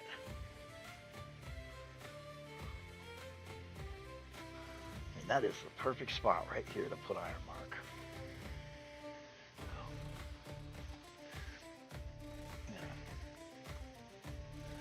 I mean, why not? Okay, so we got that. What does our book say to do now? Okay, our book says, what's next? Continents and geography. Okay. Despite the focus of the previous chapter, global maps of fantasy worlds are actually somewhat rare. Authors and game designers have a real knack for sketching out small continents or continent-sized regions for their settings and ignoring the rest of the planet. We're not doing this, okay? But we are zooming in. We're going to zoom in. That's one thing we're going to do. We're going to zoom in a lot. Okay, and we know where we're going to focus. We're going to focus on Ironmark, which has an inland sea.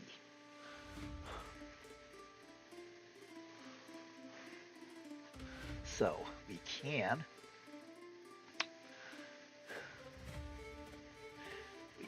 put the inland sea in an interesting spot.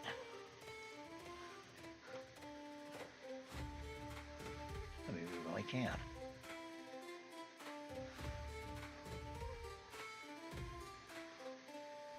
Oops.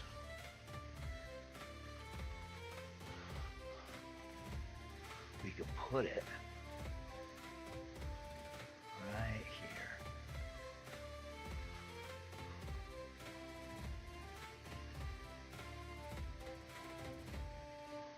Look at that, baby.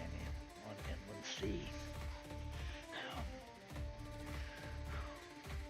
Mostly in the temperate zone.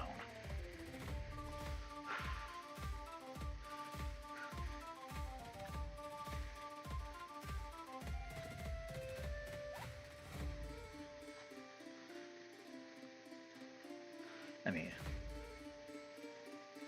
what you gonna do with an inland sea?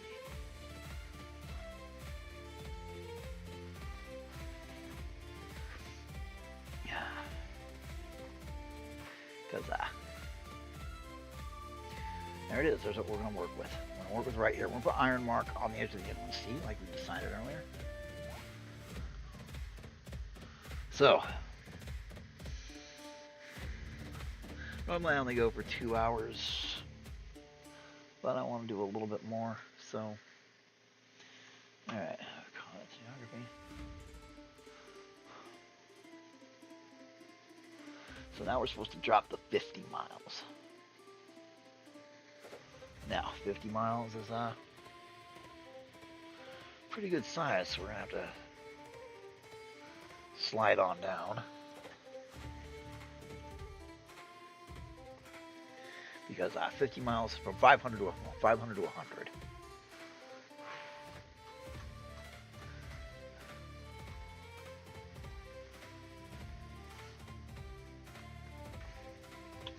You know, 500 to 100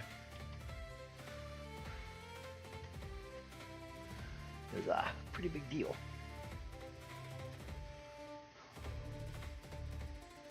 And I say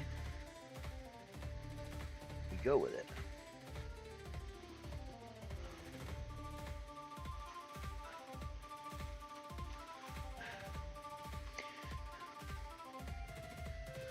Because we'll build Ironmark, and we'll build Ironmark in the surrounding kingdoms. And we'll see what we get. So, what we need to do now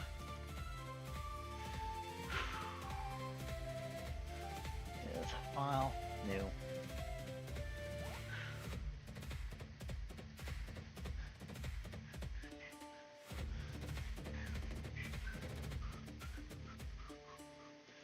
Ta-da! Now these are 100 miles.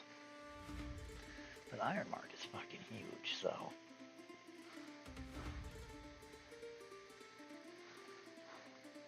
Ironmark would be on 2 of these. Which is interesting, because it's 100 miles. But see, I can work with 100 miles. Wait, now it's 500 miles. Then drops down to 100 miles. And then you could drop it down from that and just keep dropping it down. Okay, let's take a break. And when I come back, we're going to drop it down. So, grab yourself something to drink. And we're going to give it a shot.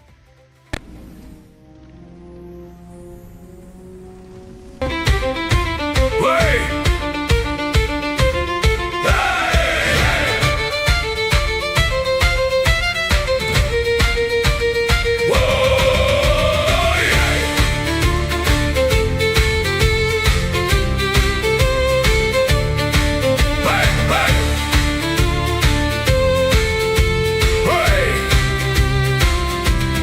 Smoke on the wall, black horns in the vale, orcs at the gate, goblins on the rail. The marsh went still, the crows flew low, and every good wife knew what the night would show. Then down from the fields and out from the sheds, the Ironmark men came with iron in their heads. No lord in gold, no knight in steel, just common hands and the will to wield. Stand at the wall, men of the mark. Stand tall, swords in the hand, shields in the line.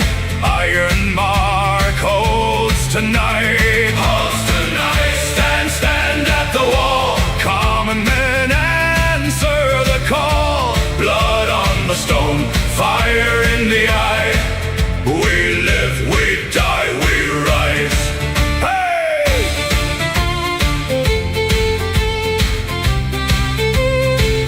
Old Bram took a spear right through his chest. He laughed through the pain and would not rest.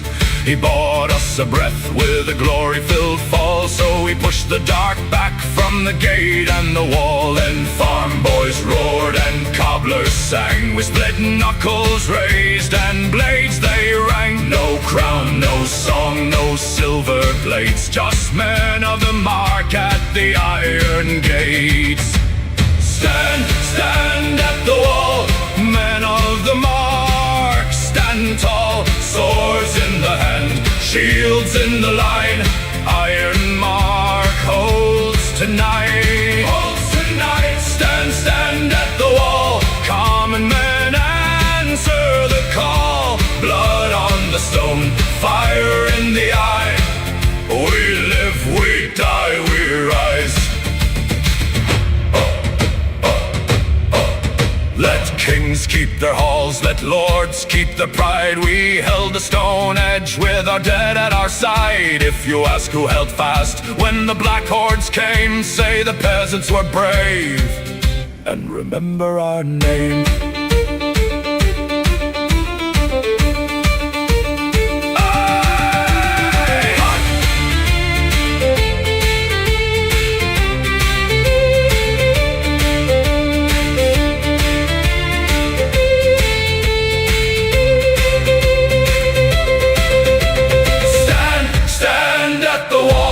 Men of the mark, stand tall, swords in the hand, shields in the line. Ironmark holds tonight. Holds tonight. Stand at the wall. Common men answer the call. Blood on the stone, fire in the eye. We live, we die, we rise.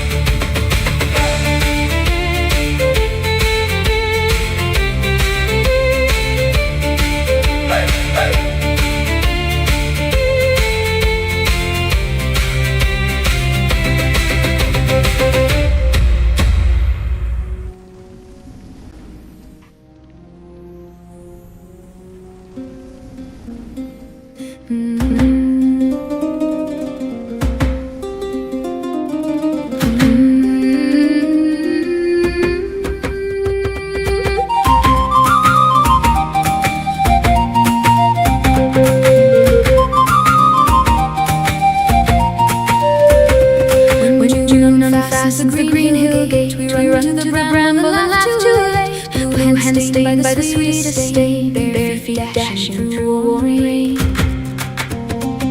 We fill our pails by the hedgerow seam, red beach shine like a harvest stream. Mother calls from the linen line, come home before dust time. But the creek says wait, and it reads leave. Every small brown face turns bright with cheer. Summer, summer, marigolds. Summer, take us home. Berries on our fingertips. Berry bowl, joy with every sugar kiss. Summer, summer. Down by the water, the minnows flash. We plunge our heels and we make a splash. Little ones chasing the silver pool, nets hidden by the mossy pool. Mother cat from the alder, thin line singing for a shy fish. Then we hide where the willow bends, count to 10 and be found again. The creek runs clear, and the sun runs long. Even the little hearts can grow so strong. Summer, summer, baby gold. Summer, summer, summer, take us home. Take us home. Berries on our fingertips. Berry bowl, joy with every sugar kiss. Summer, summer.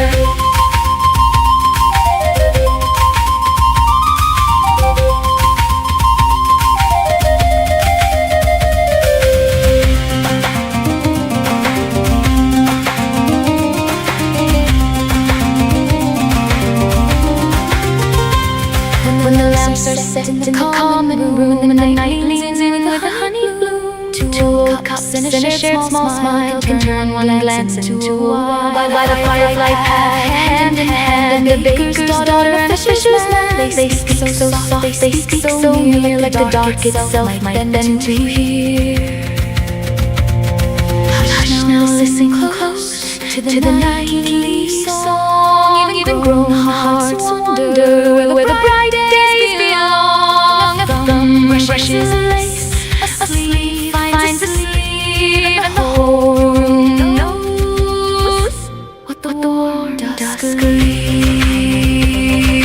Summer, summer, berry gold. Summer, summer, summer, take us home. Take us home. Berries on our fingertips. Berry bowl, joy with every sugar kiss.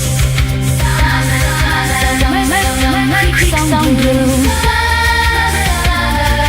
Summer, summer, me and you. Hide and seek till stars appear. Then love walks home through firefly tears. Summer, summer.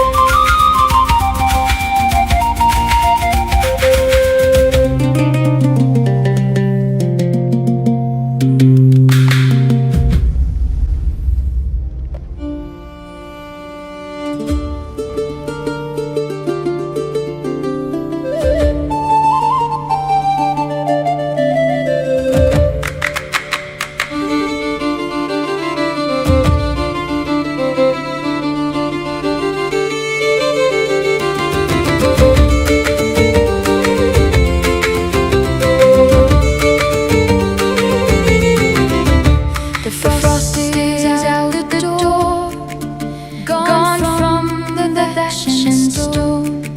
Green buds awake in the hedge, and the creek sings underbow. I saw the daisy bow by the old well in the lane, and three small birds in a row flung silver into the rain. Hark now, dear, turn soft, hear the damp earth awake. Sunlight flourishes as the warming breezes break. Spring is coming home.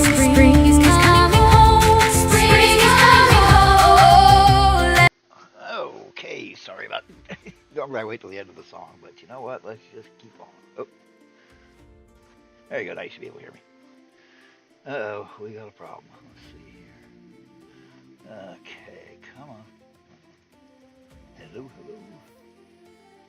Uh-oh, it says that I'm not getting my mic through. That's odd. Okay, let's see if I'm echoing. Do a real quick check on YouTube. Come on, where's that? There we go. There's YouTube. Let's see if I'm getting that.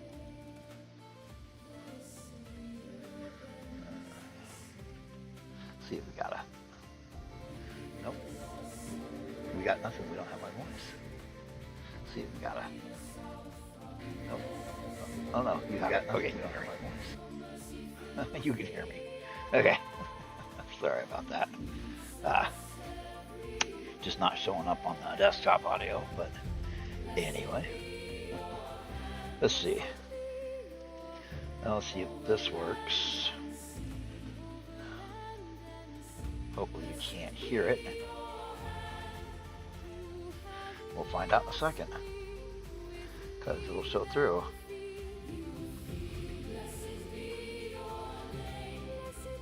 Because it should show through, and if it doesn't, then we know what's going on. Come on, come on. Hey, what do you know? Okay. So, let's go back to what we were doing.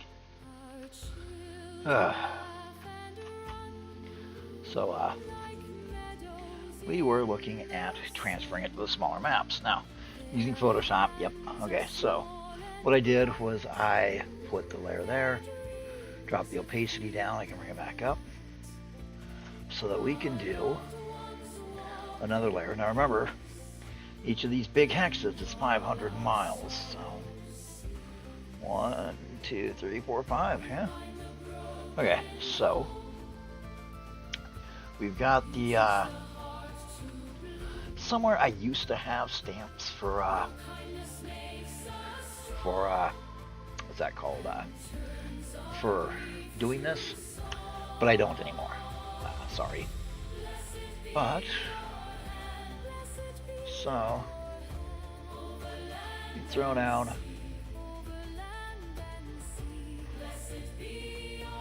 Throw this down. We're still keeping the opacity down so we can see the hexes. Okay. We got an island there, an island there.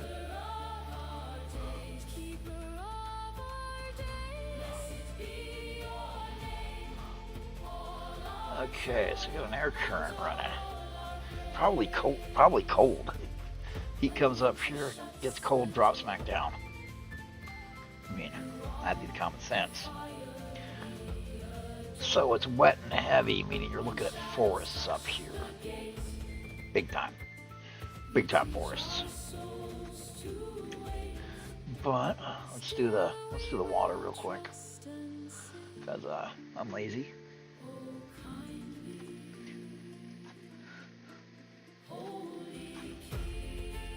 So we'll do the coast first. You know, yes, it'll be better when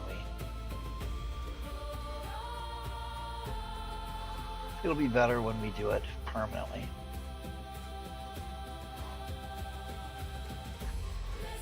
Because then we'll know what we're doing.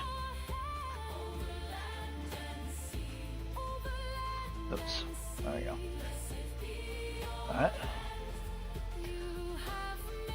Because reasons.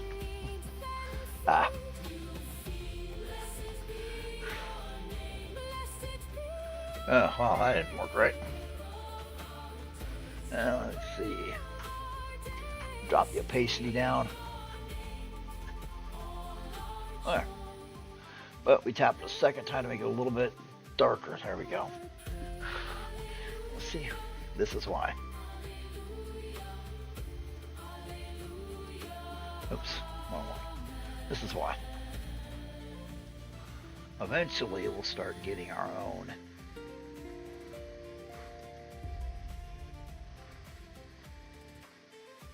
See, eventually we'll start getting our own look.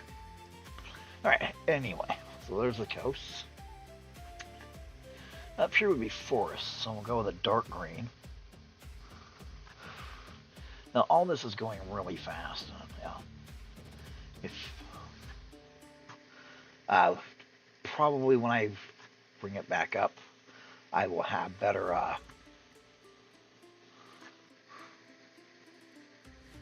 I will have a better no, yeah, that's what it is.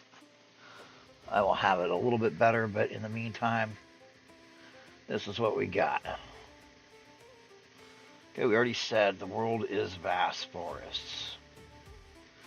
Now, 2 campaign settings do the magical disaster. And 2 of them do it very well. Palladium Books did it. And pretty much every major problem in the Megaverse you can lay at the feet of the true Atlanteans. Because they fucked it everybody. Constantly.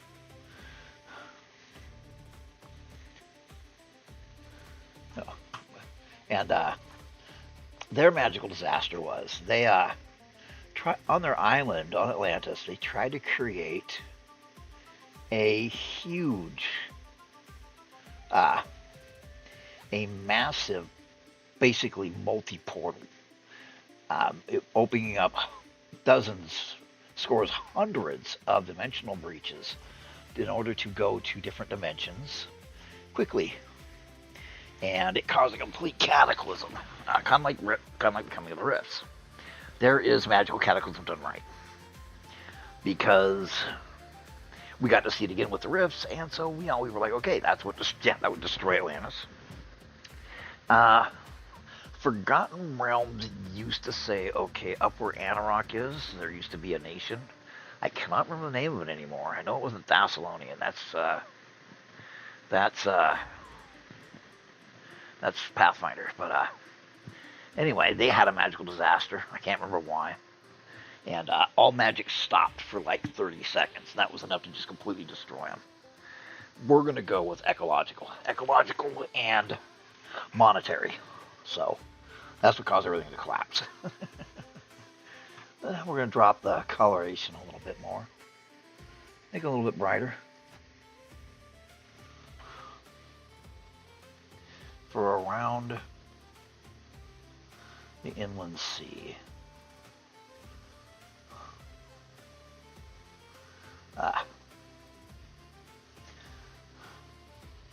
Now I've got the other ones already cut out for underneath. Now remember, these are 100-mile hexes. I used to sit and do these. I mean, we're talking, just sit and do these while I talk to my wife. Spend all day. I mean, we'd be talking and I'd just be working away. I still love doing hex maps. Big deal to me. Now, notice I upside downed it. Alright, so we need a new layer. Now, because we're going to put these together. Eventually, I'm going to put these together. Yeah, I think they tried to cast like a level 12 spell. And it just exploded.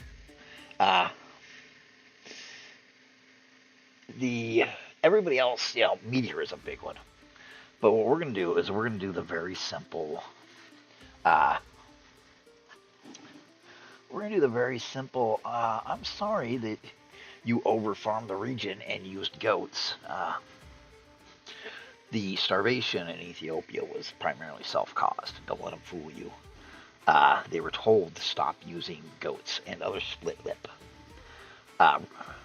animals because they tear up the plants by the root. Cows do not. Cows leave about an inch. But sheep and goats tear it up by the root. And so they were told, stop that because you're destroying. And then they also weren't putting any fertilizer at all. And over farming. Well, they call it overgrazing. And when it ripped the roots away, cows and bison, Okay, you hear how bad cows are for the environment? Actually, they're really good for the fucking environment. Don't listen to these idiots. Okay, cows have big, wide feet. And those wide feet smashed it compresses, but doesn't break the surface tension of the dirt. This allows the dirt to aerate, microbes to move through it, allows the roots to shift, allows nitrogen fixing. Goats and other split lip have sharp, small hooves which bust up the ground. Now they do this so that they can rip up the roots easier. Goats are bad for the environment. Sheep are bad for the environment. Cows are not. The newest war is farmers have been using carrot tailings from the plants. And the big corporations that are owned by India and China found out about it and are trying to stop them from using it but carrot finished beef is fucking delicious. Yeah, we can have an ecological disaster by simply going, well, they use too many goats. And now nobody has any food because goats. And that's actually what happened.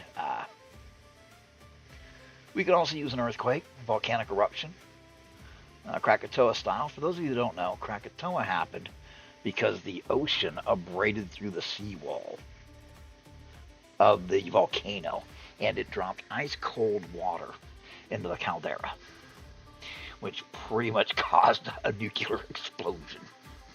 I mean, that shit exploded and it rattled windows into London. Netheril, thank you. It was Netheril. But now if we add that and cause a tidal wave, which actually happened in the Middle East, meteor strikes. They theorized that Jericho dropped because of a meteor strike, because there's like they found the ruins of 3 different cities that took meteor strikes. And they found the meteors too. It's pretty fascinating stuff. But also it washed seawater all the way up to Jericho. And when it went back out, it left a lot of salt behind. Absolutely wrecked the Fertile Crescent. Between humans and earthquakes and everything else, the Fertile Crescent got his shit pushed in. But we can do that. If we have that disaster, it makes a lot more sense why stuff is still standing. I was a big fan when I was younger. I was a big fan of adventure stories, in case you can't tell. Loved them. And one of the common threads is finding an ancient city in the desert. And it's almost perfectly intact. Unfortunately, the sandstorm occludes it. And then it vanishes. One of them I read, there was a big red evil gem, which I thought was badass. I thought that was pretty fucking cool. But we can have a reason for these cities to be out there in the woods or whatever, perfectly in pristine condition. Because the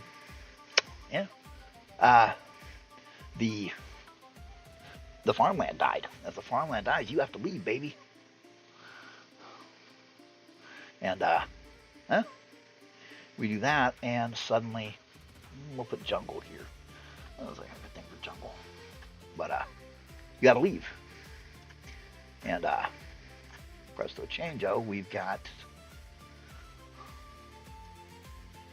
then have our jungle, and we have our cities and our ruins and our dungeons. And all this is important. I mean, I'm kind of making it sound unimportant, but it's not. Okay, you know what? We're basically going to have enough with just these two. No, we need that third. We definitely need the third. Not that one. That one, okay.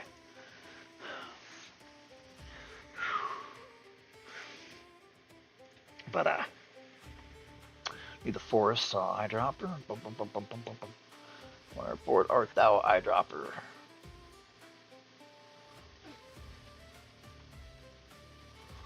Oh, history brush. I never can remember where shit is in these. I don't use it enough. I used to. I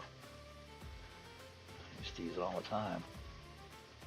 That's text. What the hell am I thinking? Oh god, I think I just crashed everything. Dodge to burn tool, sharpen smudge. Gradient eraser. Come on, history brush. I don't need the history. Oh, there's the eyedropper right there. Okay, forest. We go back.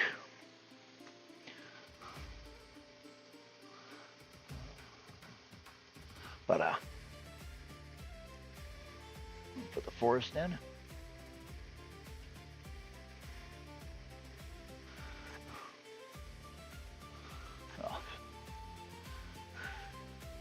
Now remember, we got the inland sea there, which is kind of cool. The idea of having the inland sea to me is just cool. I mean,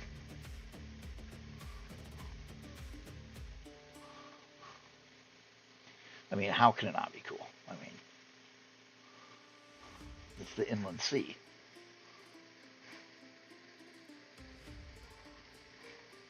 And we go ahead and put the kingdoms around the inland sea along with a few island kingdoms. So you have small kingdoms.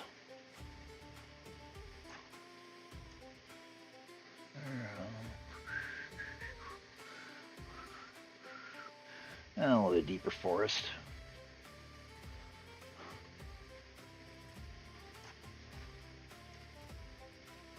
But we just have it where it was natural disasters. I mean, natural disasters have kicked the shit out of everything. More than your magical disasters, I mean. Yeah, we can put that in.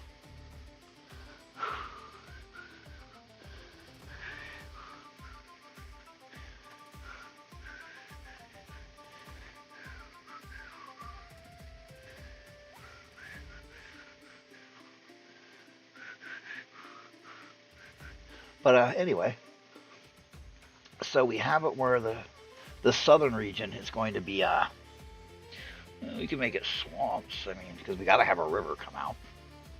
Might as well do that right now.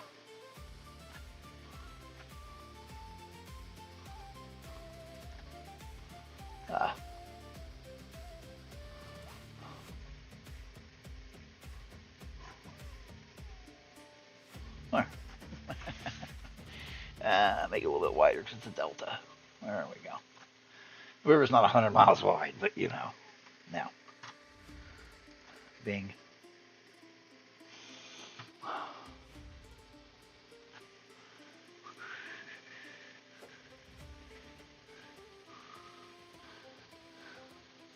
Now remember, these are 100 miles to the hex, so they're still fucking massive.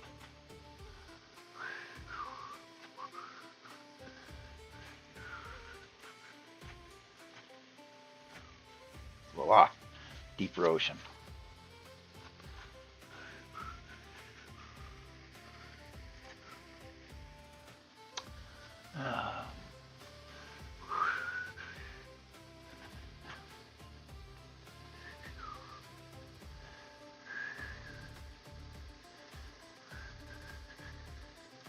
And see, presto changeo. Now, here's where we do the fun part. Okay. File. Save for weapon devices.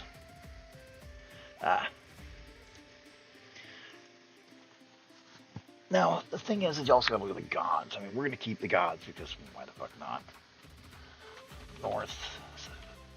Spike. Map. Oh,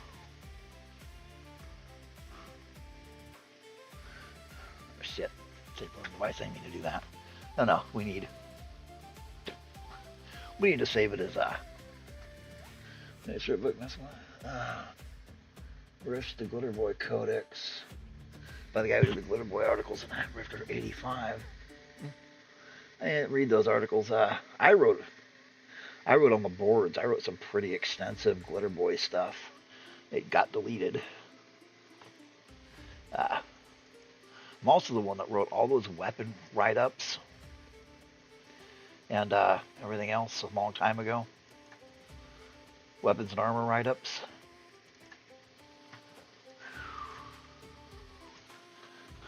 North, center, spike.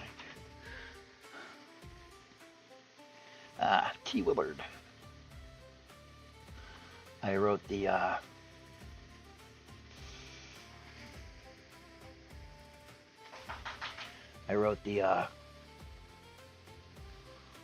maps and weapons that on the forums that everybody went gaga over for a while. I quit going there because it decided that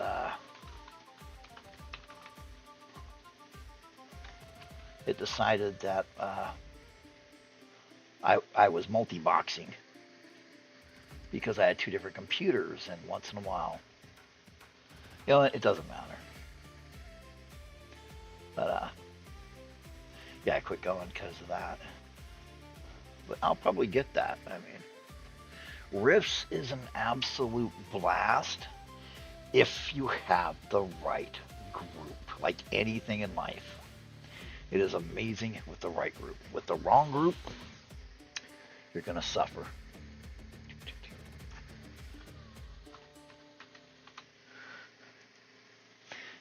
You're going to suffer and you're going to hate it.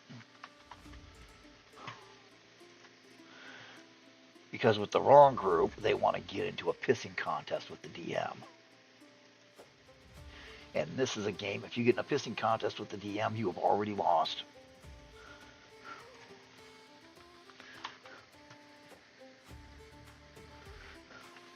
But I guess that's a lot of games now, isn't it?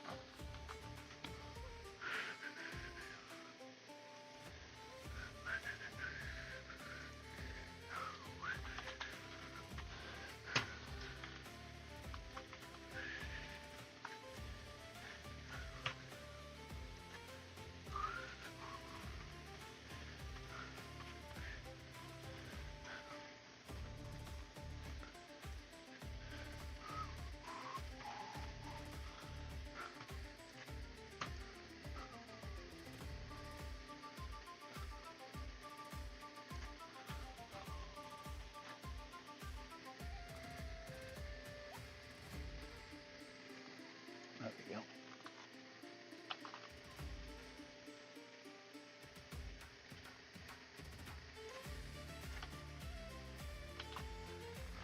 Some of my fucking side yard. Might have to get the gun.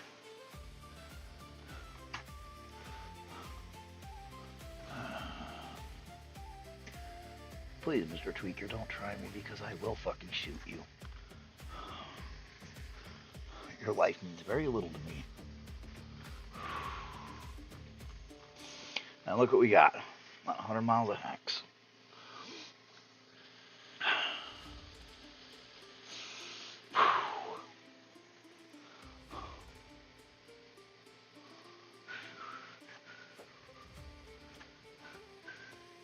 So we got it.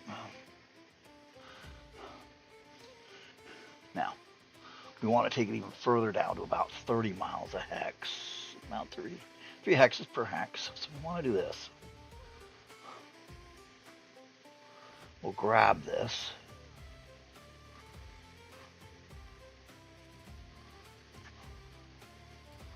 Actually, we'll grab this. And edit. Copy merged. See, I should have done the other two so that they fit, but I didn't feel like it yet. I'll probably do it, yeah. It's Cyberpunk 2020 was a really good game. I played Cyberpunk 2016. Never played 2020. I played 2016. Had an absolute blast.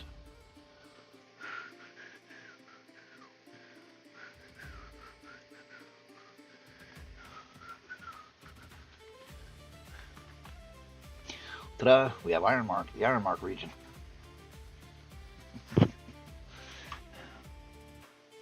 Wow. Save for weapon devices.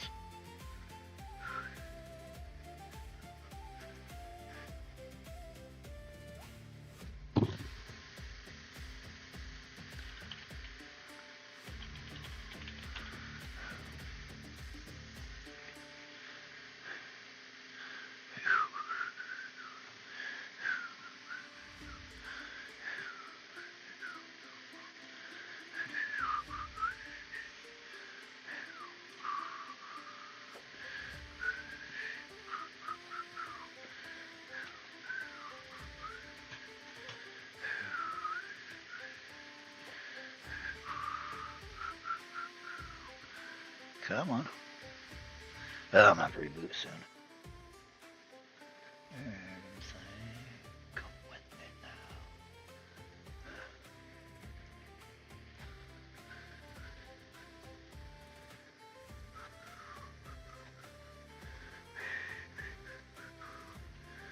now. Okay. But we're gonna do the history probably next time. I'm probably gonna stream tomorrow afternoon. Shit, I might even stream later tonight. I don't know. I need a break. My voice is starting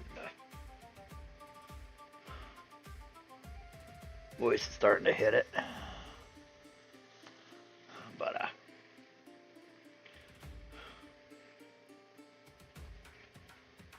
we're just gonna do a little thing.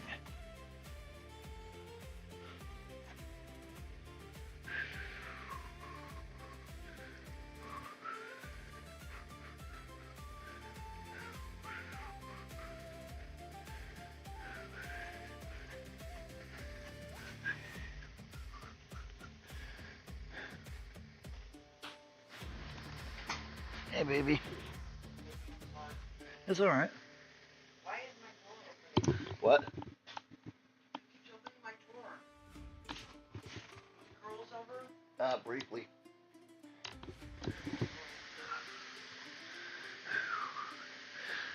Oh, on that.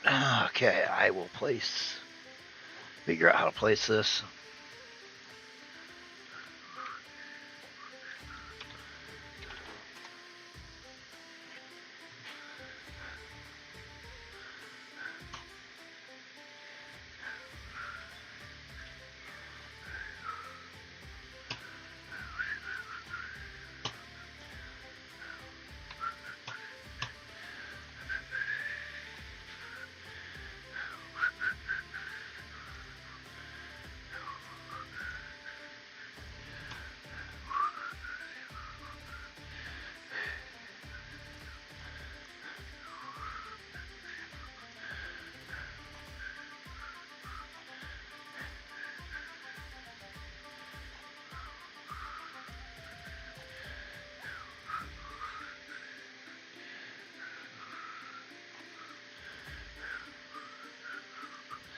We're going to do approximates, so there it is, approximately 3 wide.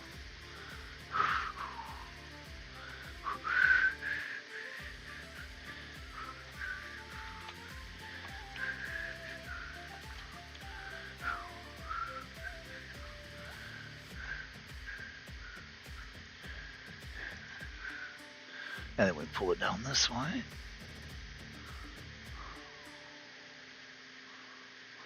Three hexes.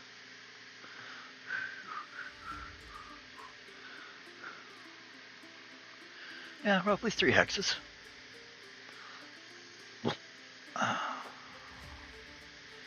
Yep. Nice, nice. All right, 3 hexes wide. No, 2 hexes. That's all ain't gonna cut it. There we go. That's about right. Maybe one more. Yeah. More. There we go. Yeah, there we go. That looks good. Okay, 3 hexes by 3 hexes.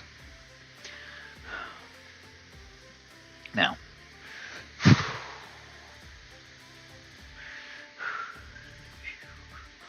that means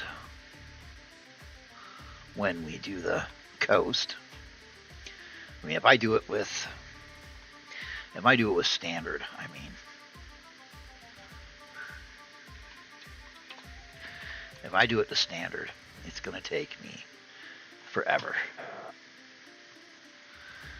I mean, I'd love to, because it would be beautiful.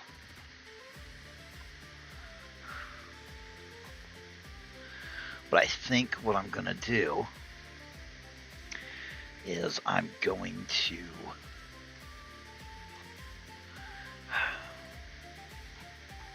I think I'm going to be real iffy, and I think I'm going to do it myself. I think I'm going to actually pen it in. I mean, I'd love to do it like this, because I really like hex. I really like hex smogging. But you know, it's just a huge pain in my ass. You know, I guess we could do it and we could talk about things like the gods and all that. Why I sit here and do this? Because these are 30-mile hexes. These are 36-mile hexes.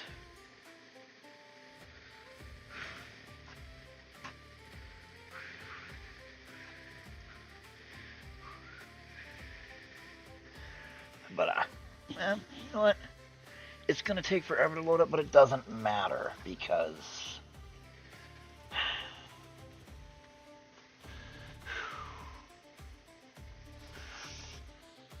it's going to have to be bigger. I'm going to have to do a little bit bigger because 100-mile hexes, it's, well, your average kingdom back then is only going to be 4 or 5 hexes. I mean, Ironmark wouldn't be that big. I mean,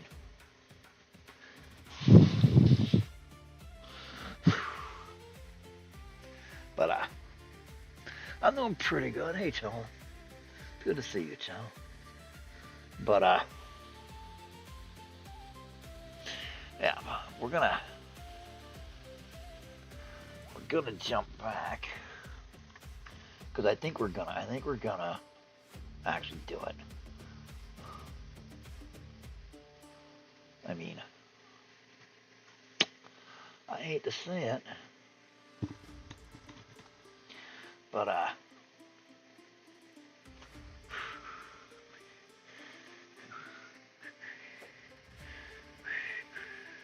we need to do 1, 2,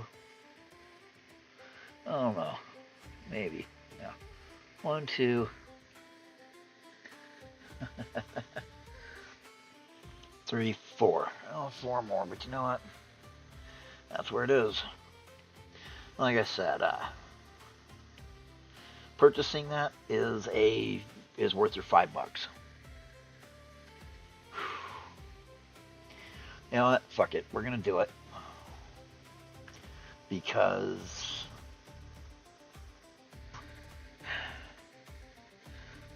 my machine can handle it. And we can just talk while I work.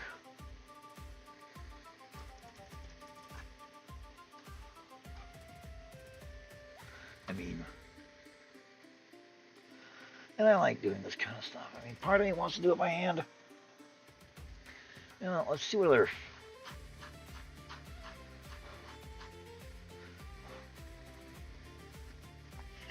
I think these should be used for your 8-mile hexes.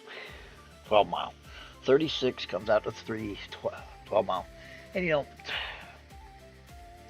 despite what people might tell you, 12-mile hexes for a game where everybody's not, you know, superheroes is just fine. I mean, one thing is you're gonna have to figure out your character generation. I mean, I'm gonna sound like an old fuddy-duddy here, but you guys really need to get a hold of the power scales, because the only person you're hurting is you. I mean, those power scales are freaking awful. I mean, if that's what you want, yeah, more power to you. Not me. No, thank you.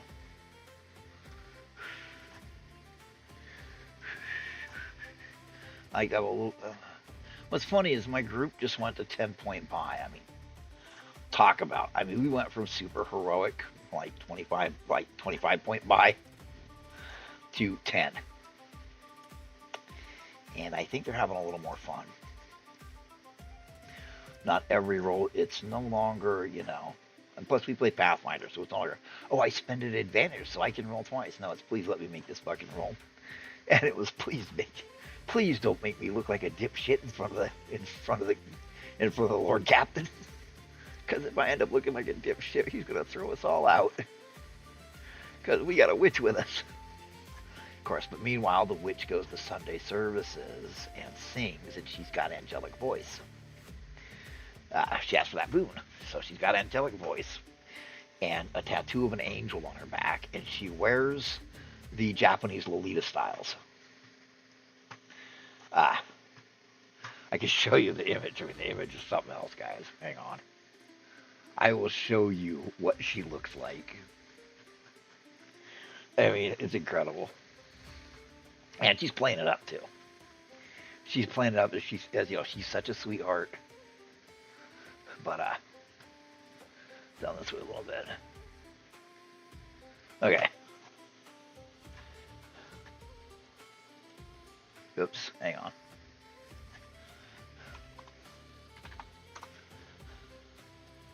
Okay, here she is. You might find her in the woods making some potions for everybody. I mean, that's a hell of a look.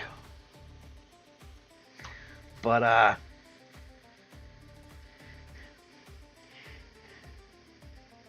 here she is in church singing praises to the gods.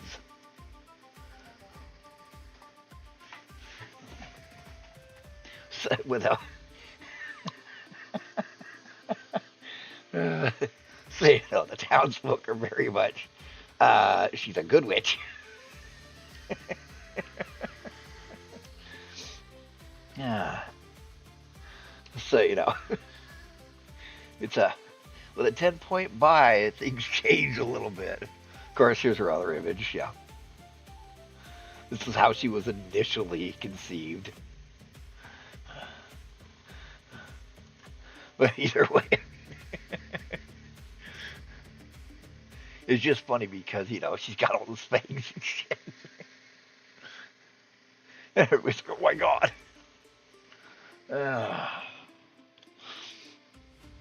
Yeah.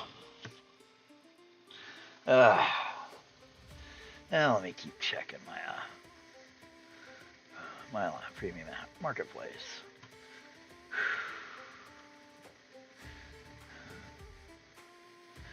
Fuck, my side hurts tonight. My side hurts often.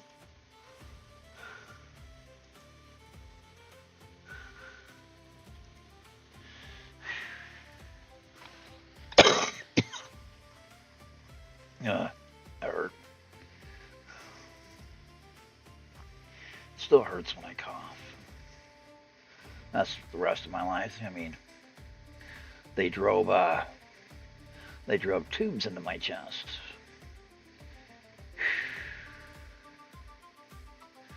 Now, if you don't put that tube in him in the next 5 minutes, he will die.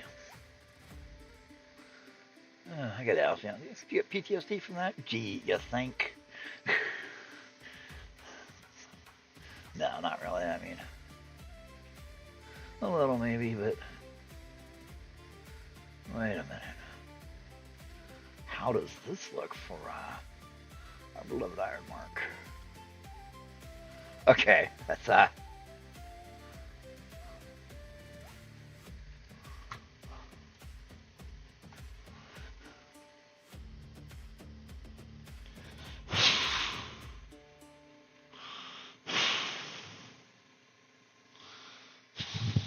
know.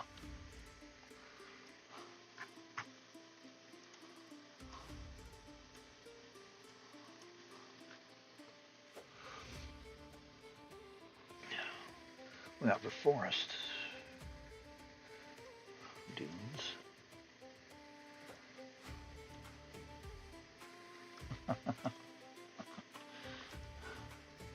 Probably a lot less.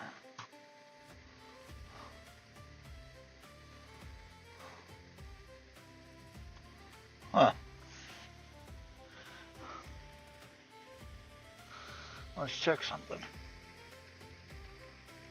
Oops, wrong one.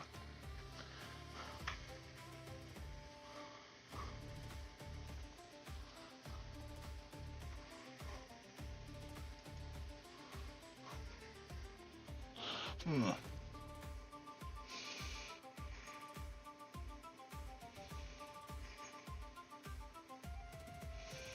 Hmm.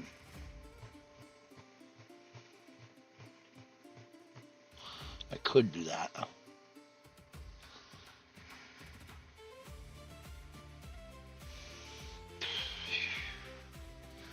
mean, it's not a bad plan.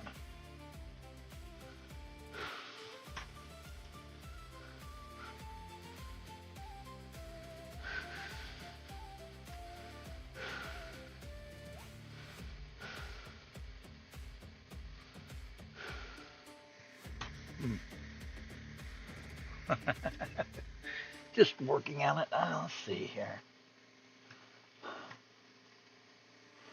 All right. Oh, I just realized you can't see what I'm doing because I've got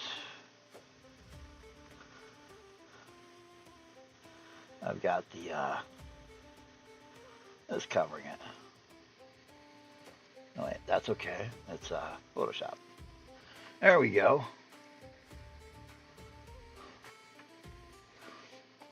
What I was looking at was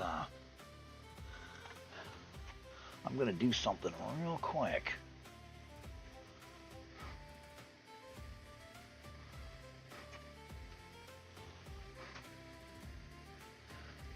Kill that.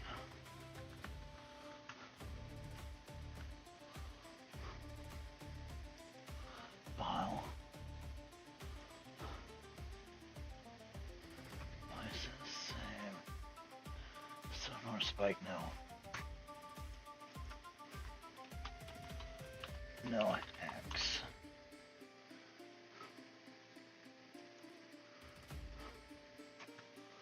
File, save as.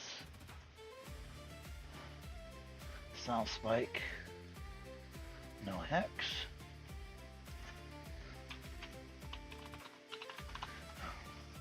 Let's see, if you really wanted to cut down load time, build your maps in Photoshop as best you can.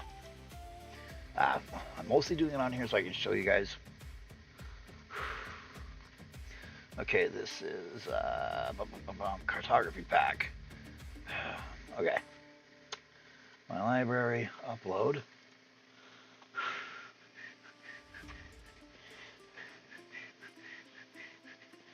Upload these two.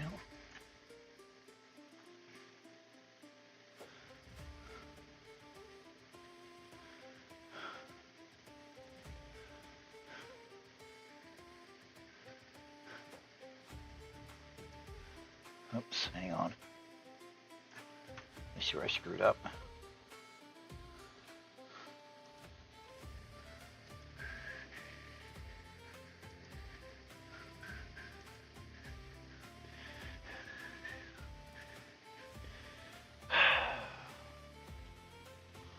All right.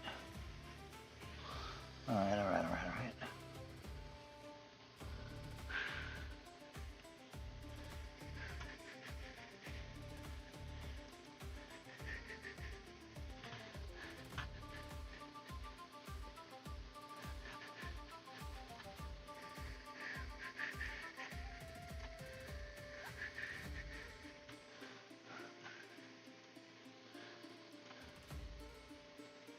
Okay. New layer.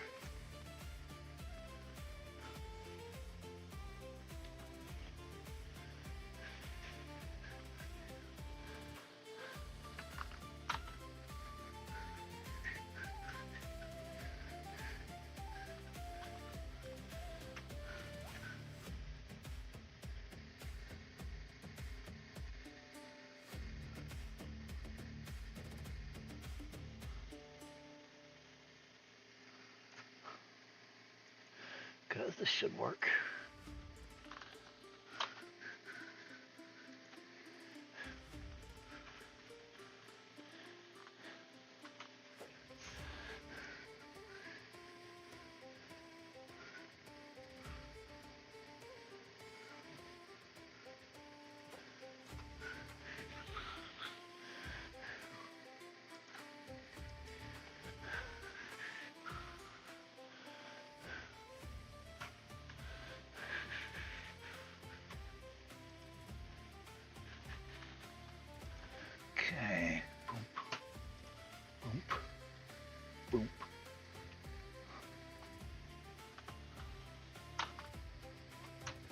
See if this works. Guys, we're just going to do something really quick. Shit, that didn't work. Let's see here.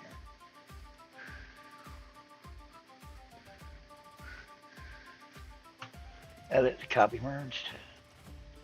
File, new. I know. I'm dragging you guys through so much bullshit. And you're like, why don't you talk? Because I don't talk. Okay. We go. Okay, file. Save for web devices. Save. Ironmark. No hex. Okay. Like I'm back here. Browse and drop.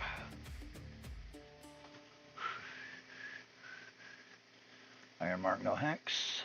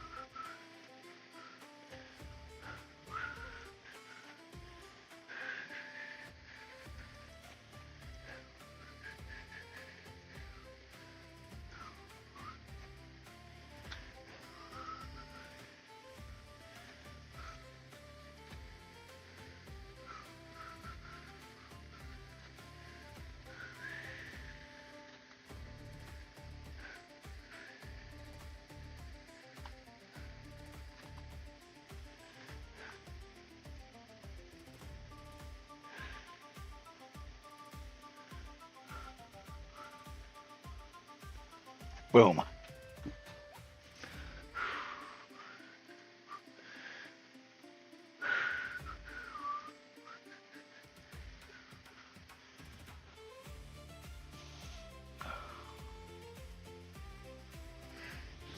Ow. Oh, ouch. Ow. Wow. Ta-da. We just knocked the hexes out. And now we've got, we can use these hexes.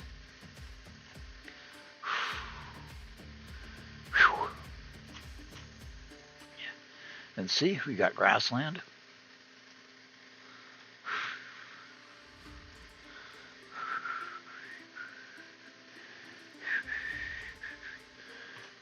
Well, we could use these, you know, trees. Probably could use a better. Could probably use better maps. Let's see. There's another one, Epic World Style. I got a ton of maps. I buy myself 1 or 2 map sets every month. And I have for the 10 years I've been on here. So I've got a ton.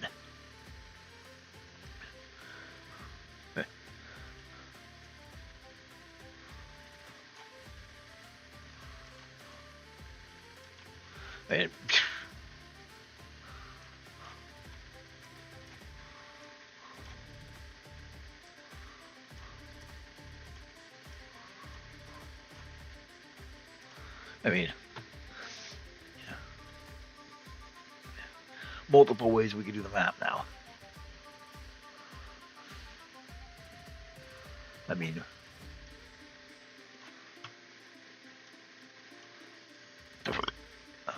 see?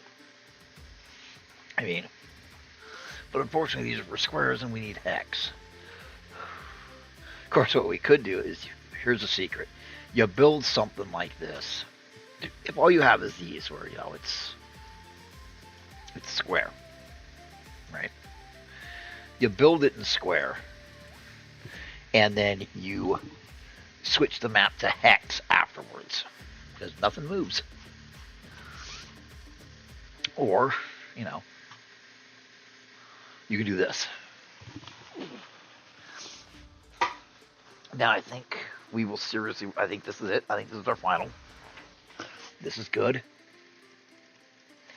We've got mountains, forest, the scrublands down by the ocean. We've got heavy forest, light forest up to the other ocean. We got the inland sea. We'll put some islands out there. And we'll fill this in. I will do some work, and when we come back on Sunday, I will do my best to have all of this at least colored in. And we'll talk while I go over the rest. So it was real nice. Thank you for lurking. I hope everybody learned something. I hope everybody enjoyed themselves. So, well. So let's say goodnight, everybody, because, it's just the way it is. I mean, it wasn't easy doing a lot of that, but I think we'll have natural disaster, because that'll be a little more interesting than somebody threw a moon at it. And I hope everybody learned something. We'll be able to get into more stuff like why huge veins of golds in the mountain might not be mined by a civilization because there's no money in it.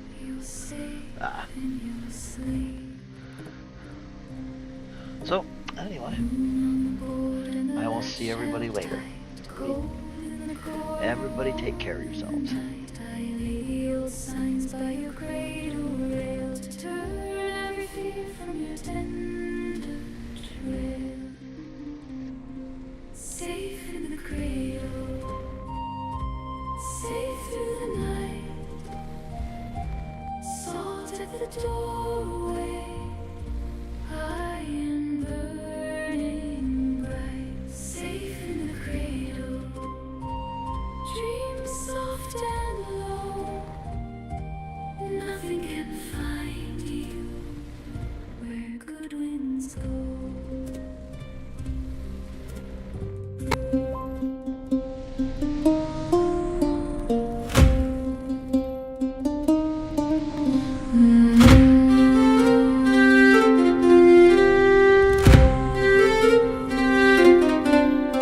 When June unfastens the green hill gate, we run to the bramble and laugh too late. Blue hands stained by the sweetest stain, bare feet dashing through warm rain. We fill our pails by the hedgerow stream, red beets shining like a harvest dream. Mother calls from the linen line, come home, before dusk time. But the creek says wait, and the reeds lean near. Every small brown face turns bright with cheer. Summer,